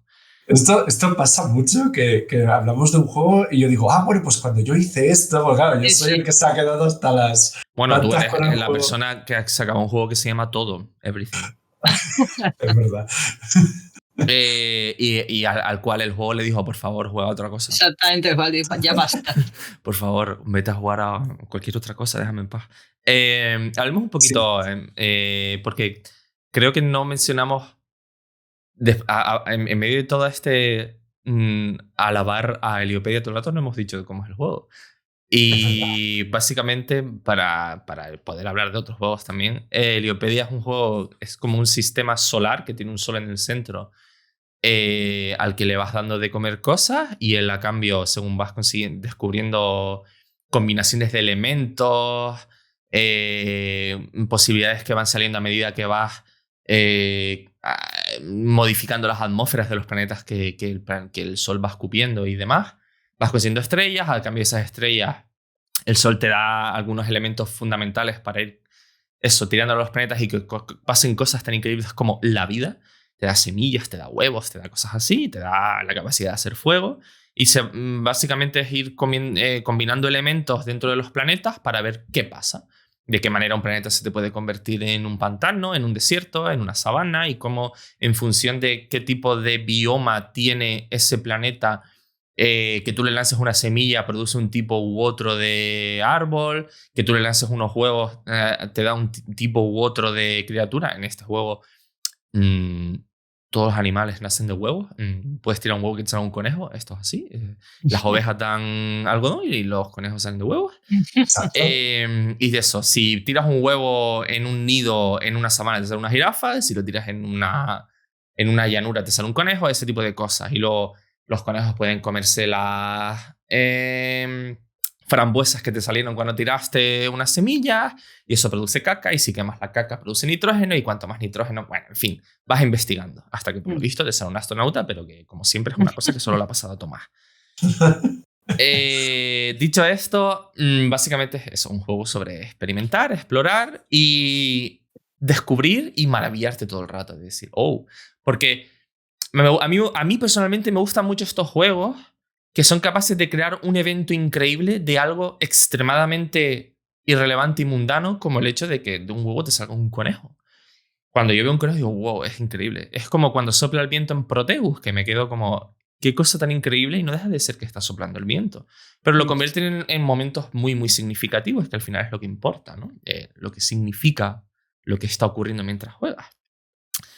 Dicho esto, para poder encaminarnos a lo que vendría a ser el final de este programa en algún momento, dentro de la lista que tenemos de selección, que ya dijimos que es un poco, 6 juegos de 100 por, los que elegimos.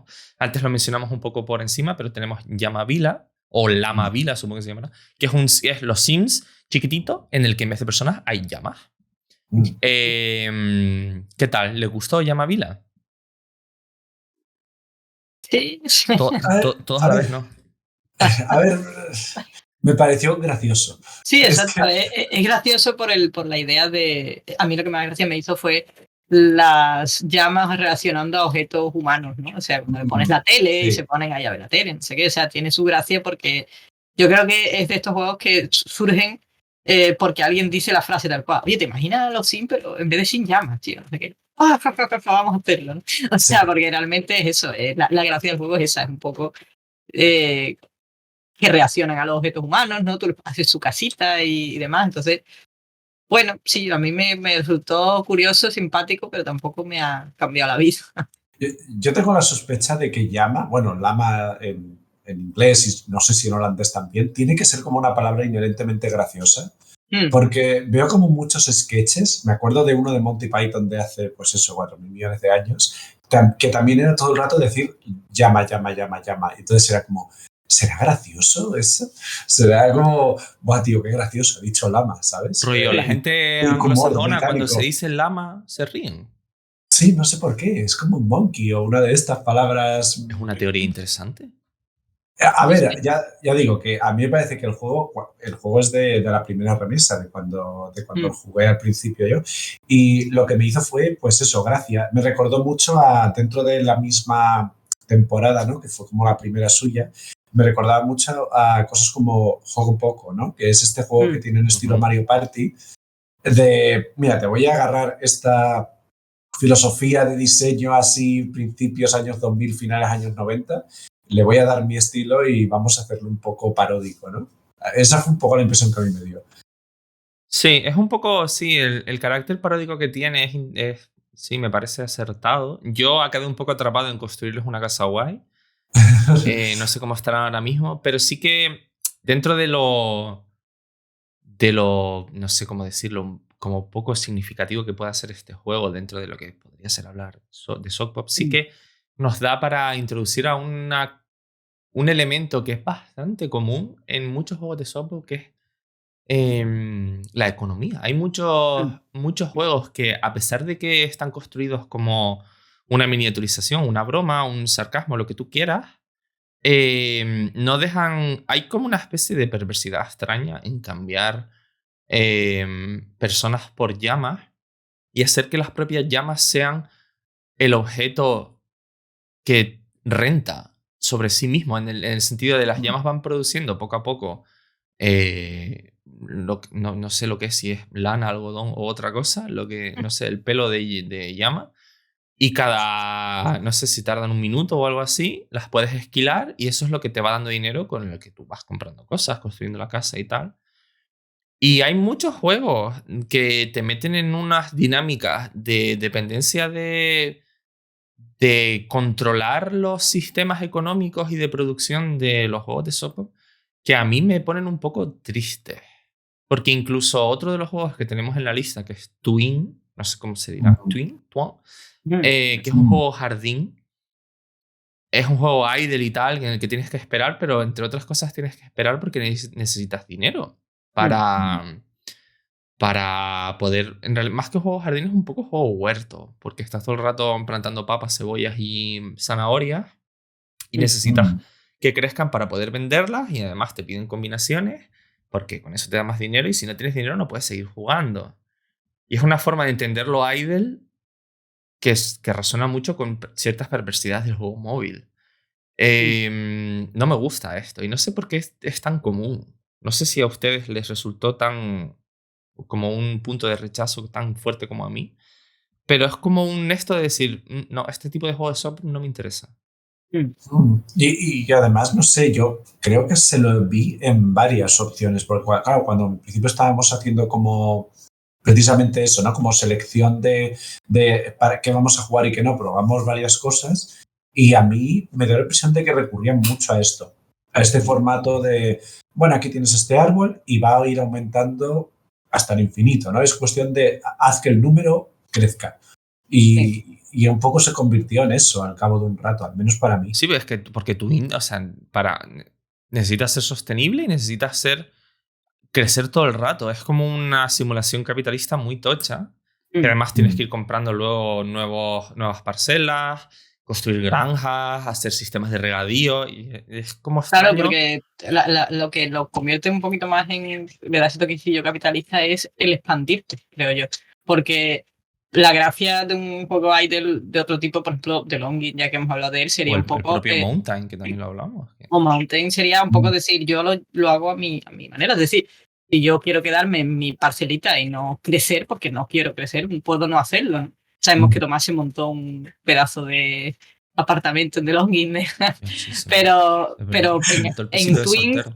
yo creo que en Twin lo que quizás genera más rechazo es que no tienes elección en el fondo. O sea, sí puedes jugar un ratito, que yo me he jugado un rato, pero sí que es verdad que llega un momento que te dice, oye, si no te expandes, pues no consigues nada aquí, porque no vas a conseguir suficiente dinero, las malezas son ya demasiado, en fin, no tienes espacio para plantar, simplemente. Entonces, bueno, y que ni siquiera es interesante, ¿no? Porque si decides cómo no escalar, te vas a estar todo el rato jugando a plantar eso, hombre, cebollas y zanahorias. ¿Hasta qué punto? Claro, ya interesante, ya depende de hasta qué punto un juego idle es interesante. Yo creo que en el fondo... Bueno, pero, o sea, por ejemplo, Mountain, tienes el interés de ver qué es lo que se estrella contra ella, qué es lo que te dice. ¿Qué está pasando? Claro. Sí. Es un poco los eventos así más aleatorios. Pero bueno, yo creo que sí, que partiendo de la base de que quieren hacer un juego idle y que al final, al menos el concepto original del idle es echas el rato haciendo nada, o sea, no tienes por qué tener un aliciente más, pero ellos sí le meten ese aliciente, ¿no? Que es el hecho de, bueno, pero es que si no crece, aquí se acaba el juego, ¿no? O sea, ciertamente hay un final, ¿no? Yo creo que esa es un poco la diferencia, ¿no? Y luego juego ahí de- tiene elementos como que si. O sea, que tiene su lógica, pero que van un poco en contra de si esto es un juego idle o no. Que es que si sacas las verduras o lo que te hayas plantado de la tierra y no la vendes, se te pudre. Sí, en ese aspecto yo creo que hay un componente de tienes que ser productivo en Twin, que no lo veo, por ejemplo, en algo como Heliopedia, ¿no? Que en Heliopedia las Claro. cosas se pueden desmadrar fácilmente. El nitrógeno se te puede ir de madre o el dióxido de carbono y los planetas se mustian, pero es algo que dentro de lo que cabe es parte del juego, es parte de la juguetonería, de decir, oye, estoy aquí mirando a ver qué pasa en este planeta y mira, se me ha convertido en, como me pasó a mí, ¿no? Se me ha convertido en un polo frío de no sé cuánta cantidad de agua, ¿no? Pero Claro, pero eso ocurre mientras estás jugando. O sea, no deja de ser como parte de la aleatoriedad y la contingencia dentro del juego. Que un juego idle se te desmadre es un poco. Porque, claro, luego vuelve, lo tienes todo podrido. Y dices, bueno, pues que. O sea, el pacto era que yo podía tener Twin de fondo mientras hacía otra cosa. Claro, a eso me refería yo, claro, que la idea del idle es un poco esa, es no necesitas prestar una atención porque no te está pidiendo nada, entre comillas, más allá de clicar aquí y allá, ¿no? Mientras que en este juego no, en este juego sí te exige una atención. Pues sí. Sí. Bueno, hablemos de los dos últimos juegos que nos quedan. Uno de ellos, que este lo puse yo un poco porque es en el World Web, no sé cómo Sí. se dirá. Porque honestamente los juegos que tienen que ver esto, que se pusieron de moda a partir de... ¿Cómo se llamaba este? El de los cuadrados verdes. El Wordle. Wordle. Ese Wordle. La palabra del día. A mí me gustan mucho los juegos estos, los Word Games. Estaba muy enganchado al Wordle. De vez en cuando juego a la diaria del Notwords, este de Zack Gage y la otra persona, no me acuerdo cómo se llama, perdón, desde aquí. Pero que si lo quieren para cuando están en el metro esperando al dentista o lo que sea, está muy guay. Notwords, como nudo y palabras. Y esto es como un caso muy, muy, muy claro de Sogpop diciendo, vale, ¿qué está de moda ahora? ¿Los juegos de palabras? Vamos a hacer un juego de palabras. Y hacen Word Web. Que o sea, a mí me ha gustado mucho, estuve muy contento jugando con él, pero mi principal comentario respecto a este juego es que no es un juego de palabras. Que es un juego de puzzles y no es un juego de... No, las palabras son un poco igual. Y ahí es un poco, bueno, sad beep. Sí, al menos cuando lo presentas al principio es como, bueno, esto va a ser Scrabble, ¿no? Y de repente vas probando y dices, no, que esto es más rollo Baba Is You o algo así, ¿no? No sé. No sé si yo diría tanto. Sí, no, es más un juego casi de Tetris, ¿no? Entre comillas, casi. Sí, si lo es verdad. deconstruimos Es como mucho. que si en vez de letras hubiese colores también funcionaría. Sí. Porque Columns o algo las así. palabras dan igual. Lo que eso es como un Scrabble, pero que lo que importa es llegar a casillas concretas normalmente para que te den más palabras, para conseguir puntos en función del modo en que juegues. Pero eso, ir encadenando palabras para moverte por un tablero. Y, o sea, realmente nunca tienes, o es muy difícil que te ocurra la oportunidad de que una palabra te encaje con otras dos palabras que ya tienes, porque, o sea, no... En el tipo de diseño que tiene, que es un diseño procedural con palabras, que eso le permite que puedas jugar en español, pero hace que las palabras en sí no puedan ser muy importantes, porque entonces, no sé, yo supongo que eso sería un infierno de código. Lo que hace es eso, te dicen, vale, ahora en este modo vamos a intentar conseguir 10 puntos. Pues lo que intentas es llegar a las casillas de puntos a base de poner palabras y da un poco igual. Y esto se ve sobre todo en un modo que tiene palabras limitadas y movimientos limitados y que se trata exactamente de llegar del punto A al punto B encadenando palabras. Y solo hay una solución. Y a mí esto me gusta mucho porque eso sí que es muy... Eso, Baba Is You a lo mejor, de decir, vale, hay una solución a este puzzle y vamos a intentar buscarla. Pero ya ahí sí que las palabras dan igual. Y no tiene la flexibilidad de un Baba Is You que siempre... No siempre vale, pero a veces puedes ser creativo con tus soluciones. Cuando en esa fase de jugar a Baba Is You que todavía no se te ha derretido el cerebro. Porque cuando se te derrite ya olvídate. ¿Les gustó World Web? ¿Les pareció un juego significativo? ¿No? ¿Les dio un poco igual? Supongo que más lo segundo, pero... Sí, a ver, hombre, significativo, no sé, no diría significativo, pero a mí me gustó, me entretuvo un rato y aunque jugué solamente una tarde, pero es el típico juego que yo creo que volvería a jugar, en el sentido de te hace ameno, no tienes que pensar mucho, quizás eso es lo que ayuda, ¿no? Y quizás es lo más diferente a un Baba Yu, que al final Baba Yu sí exige que le des vueltas a las cosas, ¿no? Pero aquí es, como tú dices, llegar hasta aquí, bueno, no he llegado, vaya, que bueno, pues nada, pues otra vez será, ¿no? Tampoco, no es tan exigente, ¿no? Ya que hemos hablado de Twin, que en cierto modo es exigente, este yo creo que no lo es. Yo con Burwell tuve este momento de que, bueno, fue el último que jugué, de hecho, de todos los de Shock Pop, y lo jugué después de Twin y después de otro que también habíamos puesto como en el posibles, que era Telltale, que al final lo descartamos afortunadamente, y fue un poco esta sensación de, llevó como una racha, porque además también venía de jugar a Stacklands y venía como con esta racha de, bueno, veo que Shock Pop está como encasillándose en, venga, ahora vamos a imitar este modelo, ahora vamos a imitar este otro Sí, modelo. porque Telltale es un poco el lugar, el rollo Townscape, Dorf Romantic, ese tipo de juegos de mini city, mini place builders. Sí, Que estos que está criticando mucho últimamente Antonio Flores Ledesma de manera muy acertada, en mi opinión. Mírenlo a nivel oculto, tiene un par de textos al respecto. Pero es malo. Telltale. Es malo, es malo. Sí. Y además es muy obtuso, muy difícil. Sí, es muy complicado, a mí me cabreó mucho. Porque Sí, digo, sí. soy tan idiota, o sea, me resultaba muy complicado jugarlo bien, yo qué sé, y me hice el tutorial 2 veces, digo, pero soy tan tonta que no sé, no me gustó nada. Sí, o sea, en líneas generales tengo la sensación de que tanto Burwell como otros juegos más o menos de esta época tienen, de esta época más reciente, quiero decir, tienen como esta presión más acuciante si lo comparas con a lo mejor juegos de 2019 o incluso 2020 con respecto a, bueno, ¿queremos o no queremos acercarnos a lo que la gente está jugando ahora y de qué manera, ¿no? Lo noto, esto puede ser una impresión totalmente personal, ¿no? Porque al mismo tiempo seguro que hay excepciones que confirman la regla o digamos o que desmienten la regla, ¿no? Pero el último juego de Shock Pop que yo recuerdo jugar que me llamó la atención mucho antes ya de esta nueva remesa fue Chat Ventures, que fue de 2020. Y ese juego es increíblemente opaco, pero a mí me encanta. Porque Opaco aquí significa cabrón. Es bastante cabrón ese juego. Pero a mí me encanta. Yo no lo había jugado hasta ahora, lo jugué también como para meterme un poquito en el lugar sopo y me gustó mucho. Sí, o sea, yo no sé, es el tipo de juego que no se lo recomendaría a nadie porque le diría, bueno, te vas a dar de bruces 5000 veces.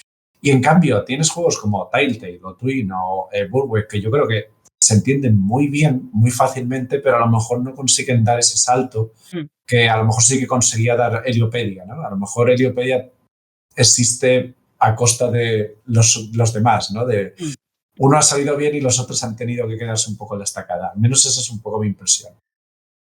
Debe ser Pues, un poco también dentro de la dinámica de esta de hacer un juego cada 2 meses. ¿Sabes? Eso de que cada una de las personas hace un juego cada 2 meses, de manera general. A veces tienes que hacer un juego y punto, ¿no? Y no tienes mucho margen temporal y de maniobra para que el juego te salga del todo bien o para experimentar con algo que te lleve a un lugar, que esto siempre es personal y relativo, pero interesante. Y Chat Ventures sale muy bien porque, en mi opinión siempre, porque le da una vueltilla de tuerca a lo que sería un juego de estos de una aventura de textos de estas de escribir inputs. A veces es un poco extraño porque tienes que pelearte escribiendo, pero luego te dan cosas como la habilidad de repetir el último comando, que es una habilidad que gasta mana. O sea, es como muy inteligente, pero también entendería que de vez en cuando salgan juegos, vamos a decir, regular o con poco interés, es un subproducto del hecho de hacer sin juegos. Claro. Imagínate haber hecho sin juegos y que los sin juegos fueran sin Heliopedia. Es que, bueno, claro. Eres histórico. Sí. No sé. También hay una de las cuestiones por las que nunca pasamos, y a estas alturas tampoco vamos a meternos en ella. Dentro de Shock Pop hay muchas líneas y hay hay una cierta homogeneidad, pero también se nota cuando un juego lo diseña una u otra persona. Y no es lo mismo jugar a un juego de Tom van den Bogart que a uno de Ruben Neus y, en fin, no es lo mismo. Y ahí supongo que cada persona que entre en Sock Pop irá como hacia un lugar u otro. Irá como, no sé, orbitará más. Yo soy muy de Tom van den Bogart. Me flipan sus juegos. Y a ver si este hombre saca de alguna vez el Bergman 2, si es que eso llega a existir. Pero, claro, de repente llegas al último juego del que vamos a hablar y por aquí vamos a cerrar, que es Stacklands, y lo peta, ¿y qué haces? Porque a lo mejor eso te mete en una dinámica de intentar hacer juegos o sea, como tantear que si algo lo peta y luego ya veremos. Que no digo que eso fuera la energía que había detrás de Stacklands, pero cuando esto empieza a ocurrir, supongo que te interesa que ocurra más veces, ¿no? Porque es eso, al final necesita que tus juegos se vendan y que sean exitosos. Claro. Y, en fin, la suerte que tenemos es que Stacklands es un juego bastante guay. A mí me gustó mucho la primera vez que lo jugué. Lo he vuelto a jugar ahora y me ha seguido gustando, pero vamos a explicar un poquito. Explícalo tú, Mariela, otra vez, porfa, si te cuadra. Claro. Bueno, si alguien vive debajo vive en un agujero en el suelo y no sabe qué es Stackland. Pues Stackland es un juego de cartas, que ya eso ya le da un plus de popularidad, porque ya sabes. Bueno, a ti te gustan los juegos de cartas, ¿verdad? Sí, hombre. Stackland no es un deck builder. No es un deck builder en realidad, ¿no? Si consideras como el lugar como tu deck, más o menos. Sí, podría serlo. El problema es el building, ¿no? Que bueno, supone que un deck building es que tú vas construyéndote tu mazo y en el fondo en Stacklands haces elecciones con lo que va saliendo, pero no construyes un mazo, ¿no? Pero bueno, eso son, nada, semánticas, tampoco es plan de meternos en qué es, ¿no? Pero la idea es, bueno, tú vas construyendo tu pequeña civilización, empezando prácticamente desde la nada, vas construyendo palos y piedras con estas cartas, ¿no? Y un poco al estilo Heliopedia, vas mezclando elementos, vas mezclando cosas y pues vas consiguiendo no ya solo nuevos objetos, por ejemplo, si tienes una roca, pues lo puedes partir en pequeñas piedras, ¿no? Y luego las piedras te valen para hacer otras cosas, sino lo más interesante es que vas encontrando tecnología, ¿no? Y ya con esa tecnología e ideas, ¿no? Ideas alguien tiene la idea de hacer pues cómo se hace una granja, ¿no? O casa o lo que sea, ¿no? Conceptos convertidos en ideas que tú ya puedes investigar y así vas haciendo que la civilización avance, ¿no? Quizá tiene un poco, está un poco, creo yo, a medio camino entre la parte juguetona, ¿no? Y luego la parte de ese diseño un poquito de móvil, entre comillas, porque tú vas consiguiendo, por ejemplo, investigar ideas porque vas comprando sobres, ¿no? Que Claro, ahí es quizás sí. en lo que más se puede asemejar si queremos a un deck builder tradicional, ¿no? Porque tienes como tipos de sobre, ¿no? Que cada Claro, uno cuesta claro. diferente, porque eso es Exacto. otro juego que tiene un sistema de conseguir oro y con ese oro De compras economía, sobres. claro. Tú vas consiguiendo dinero, al final muchas de las cosas que investigas o que consigues son para venderlas y con ese dinero que consigues vas comprando sobres y los sobres son los que, como al uso de las expansiones, si queremos hacer una analogía así de los juegos de cartas, pues este es un sobre de ideas. Pues aquí sabes que te van a salir las ideas y si no compras este sobre no tienes ideas y no puedes progresar, ¿no? Y luego el añadido de que tus personitas, ¿no? Las que van, al final son tu civilización, son tu gente, ¿no?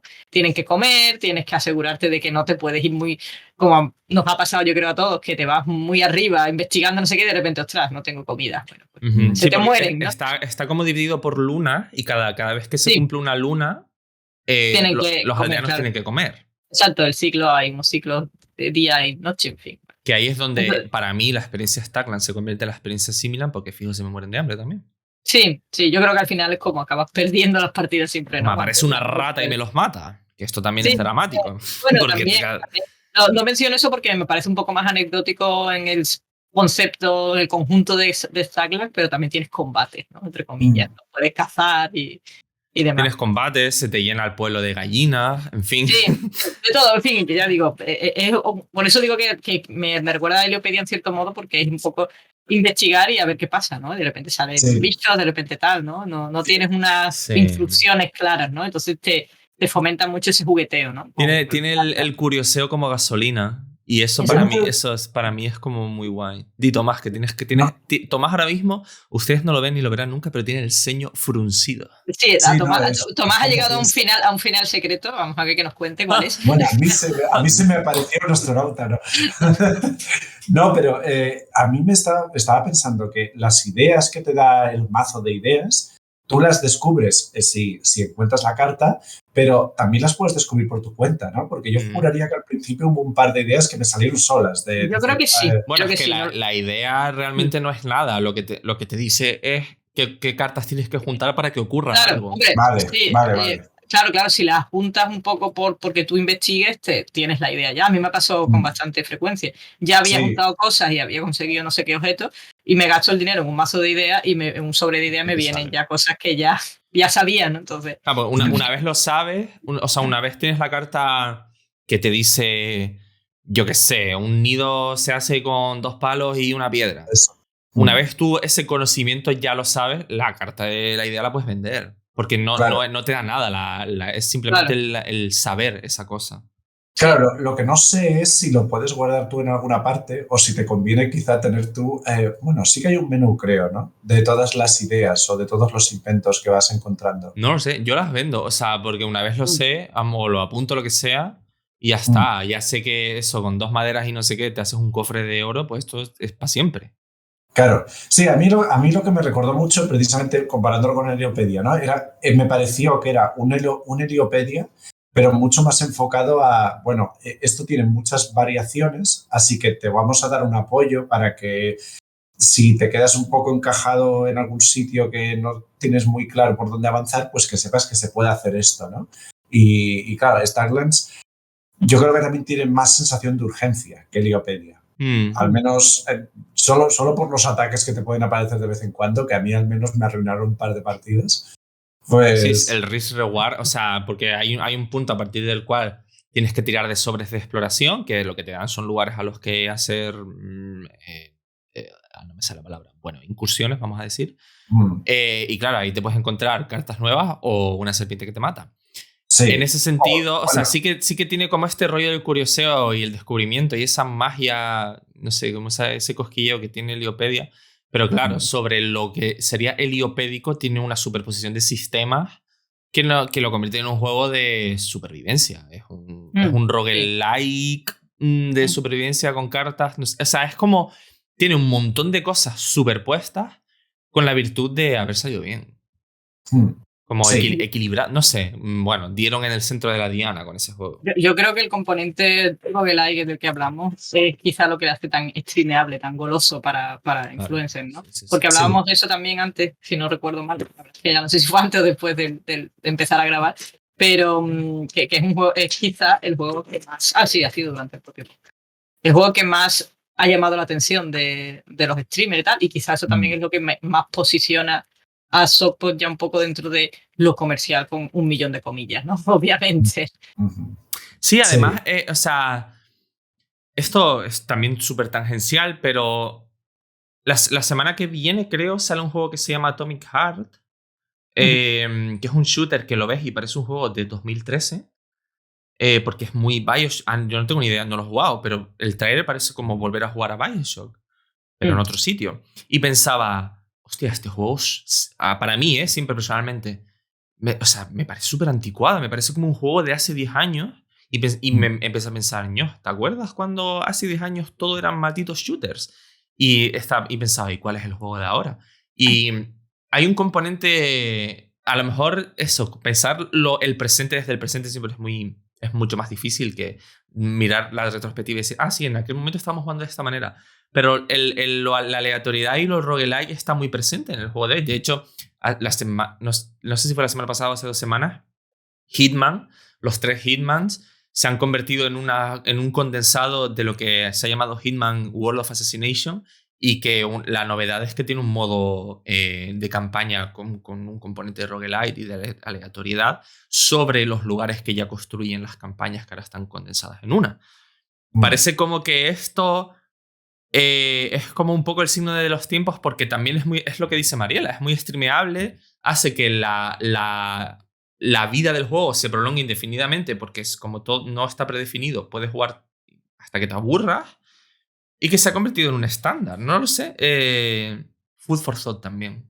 Como ya se nos está acercando la hora de comer, hoy comemos pensamientos. Bueno, yo solo diré que en Backlog, John, o sea, Jodink, Shout out en John. Twitter, Una bromita shout out to de John, John. advierte que si pulsas espacio en Stacklands, puedes pausar el juego. Sí. Y que así puedes tomar decisiones. Lo digo porque a mí eso me salvó Sí, la sí. vida en mi Sí. tercera partida. Yo sí, no sé. Ahora cuando No. lo juegas te lo dicen en el tutorial que puedes manejar. Eso es lo el que iba a tiempo. decir, eso es lo que iba a decir, te lo dice. Porque digo yo lo hice ¿Sí? y yo creo que Ay, alguien me No, lo y dice. sin pausa me pegó 8 tiros, que va. Pues una de Sí. dos, o no le hice caso, no me di cuenta, porque yo me acuerdo cuando lo probé al principio que me parece que si le das una vez va al doble de velocidad. Sí. Y dije, no, esto no quiero, le volví a dar y entonces se quedó pausado. Dije, vale. Lo que Tomás faltaba está ya por encima de fuera. los tutoriales. Ya. Sí, No sí. le va a dar un tutorial a Tomás, ¿estás loco? De hecho, dentro de poco los juegos que puedes elegir, ¿no? Tu género y tus cosas te dirán, no sé qué, persona, anda, Tomás. Y si eres Tomás, ya el juego directamente te saca opciones que solo salen para él. Antes que Bueno, nada. o como el ¿Eres Clock Tomás? Tower, Sí. que esto lo estaba mirando también ayer. Bueno, da igual el contexto.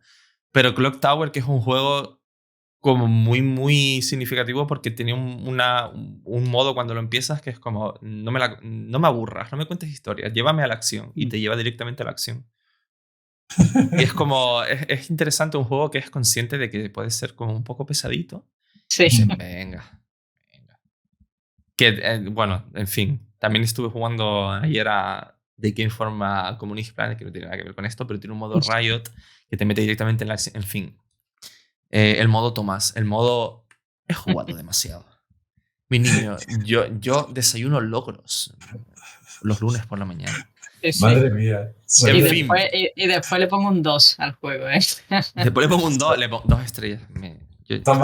Para mí 2 estrellas es como tan terrible. A partir de ahora mi apellido va a ser Tomás Gamer Grau o algo así. Ah, sí. A mí ya me va bien porque no soy el gamer de este grupo, que normalmente sí lo soy en otros grupos, así que mira. Siempre Bueno, hay solo, peor que uno. solo diré que Apocalypse, y esto no es revisionismo, lo prometo, tenía un 3. Tenía un 3. Bueno. Para mí un 3, no sé, yo es que soy muy amable en Backlog. Menos de 4 estrellas es que odié el juego. Claro. Pero eso que es como lo del 7 sobre 10, ¿no? Pero el de 7 sobre 10 que es malillo. Exactamente. Por eso nunca pongo notas, tío, porque los baremos están totalmente rotos. En fin, bueno, vamos a dejarlo ya por aquí porque nos hemos alargado mucho y bueno, al fin y al cabo la idea era hablar de Sock Pop en general, no eran tanto los juegos por aquello de si en algún momento existe ese programa de 1 minuto por cada juego, pues ya hablaremos de todos ellos. No sé, si quieren llamar al Ministerio de Cultura para que nos financien o quieren financiarnos ustedes y hacer un meta Sock Pop, aquí estaremos. Pero lo vamos a dejar por aquí.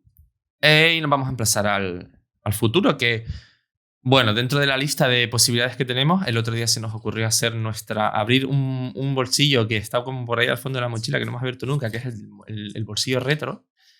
Y a lo mejor ocurre una mochila retro en un futuro cercano, quién sabe, no diremos el qué.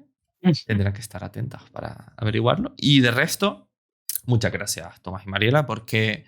Nos ha costado, por diversos motivos, ya lo dijimos al principio, reunirnos para este programa, pero lo hemos logrado y sé que siempre es un esfuerzo bastante considerable jugar tanto y pensar tanto y hablar tanto.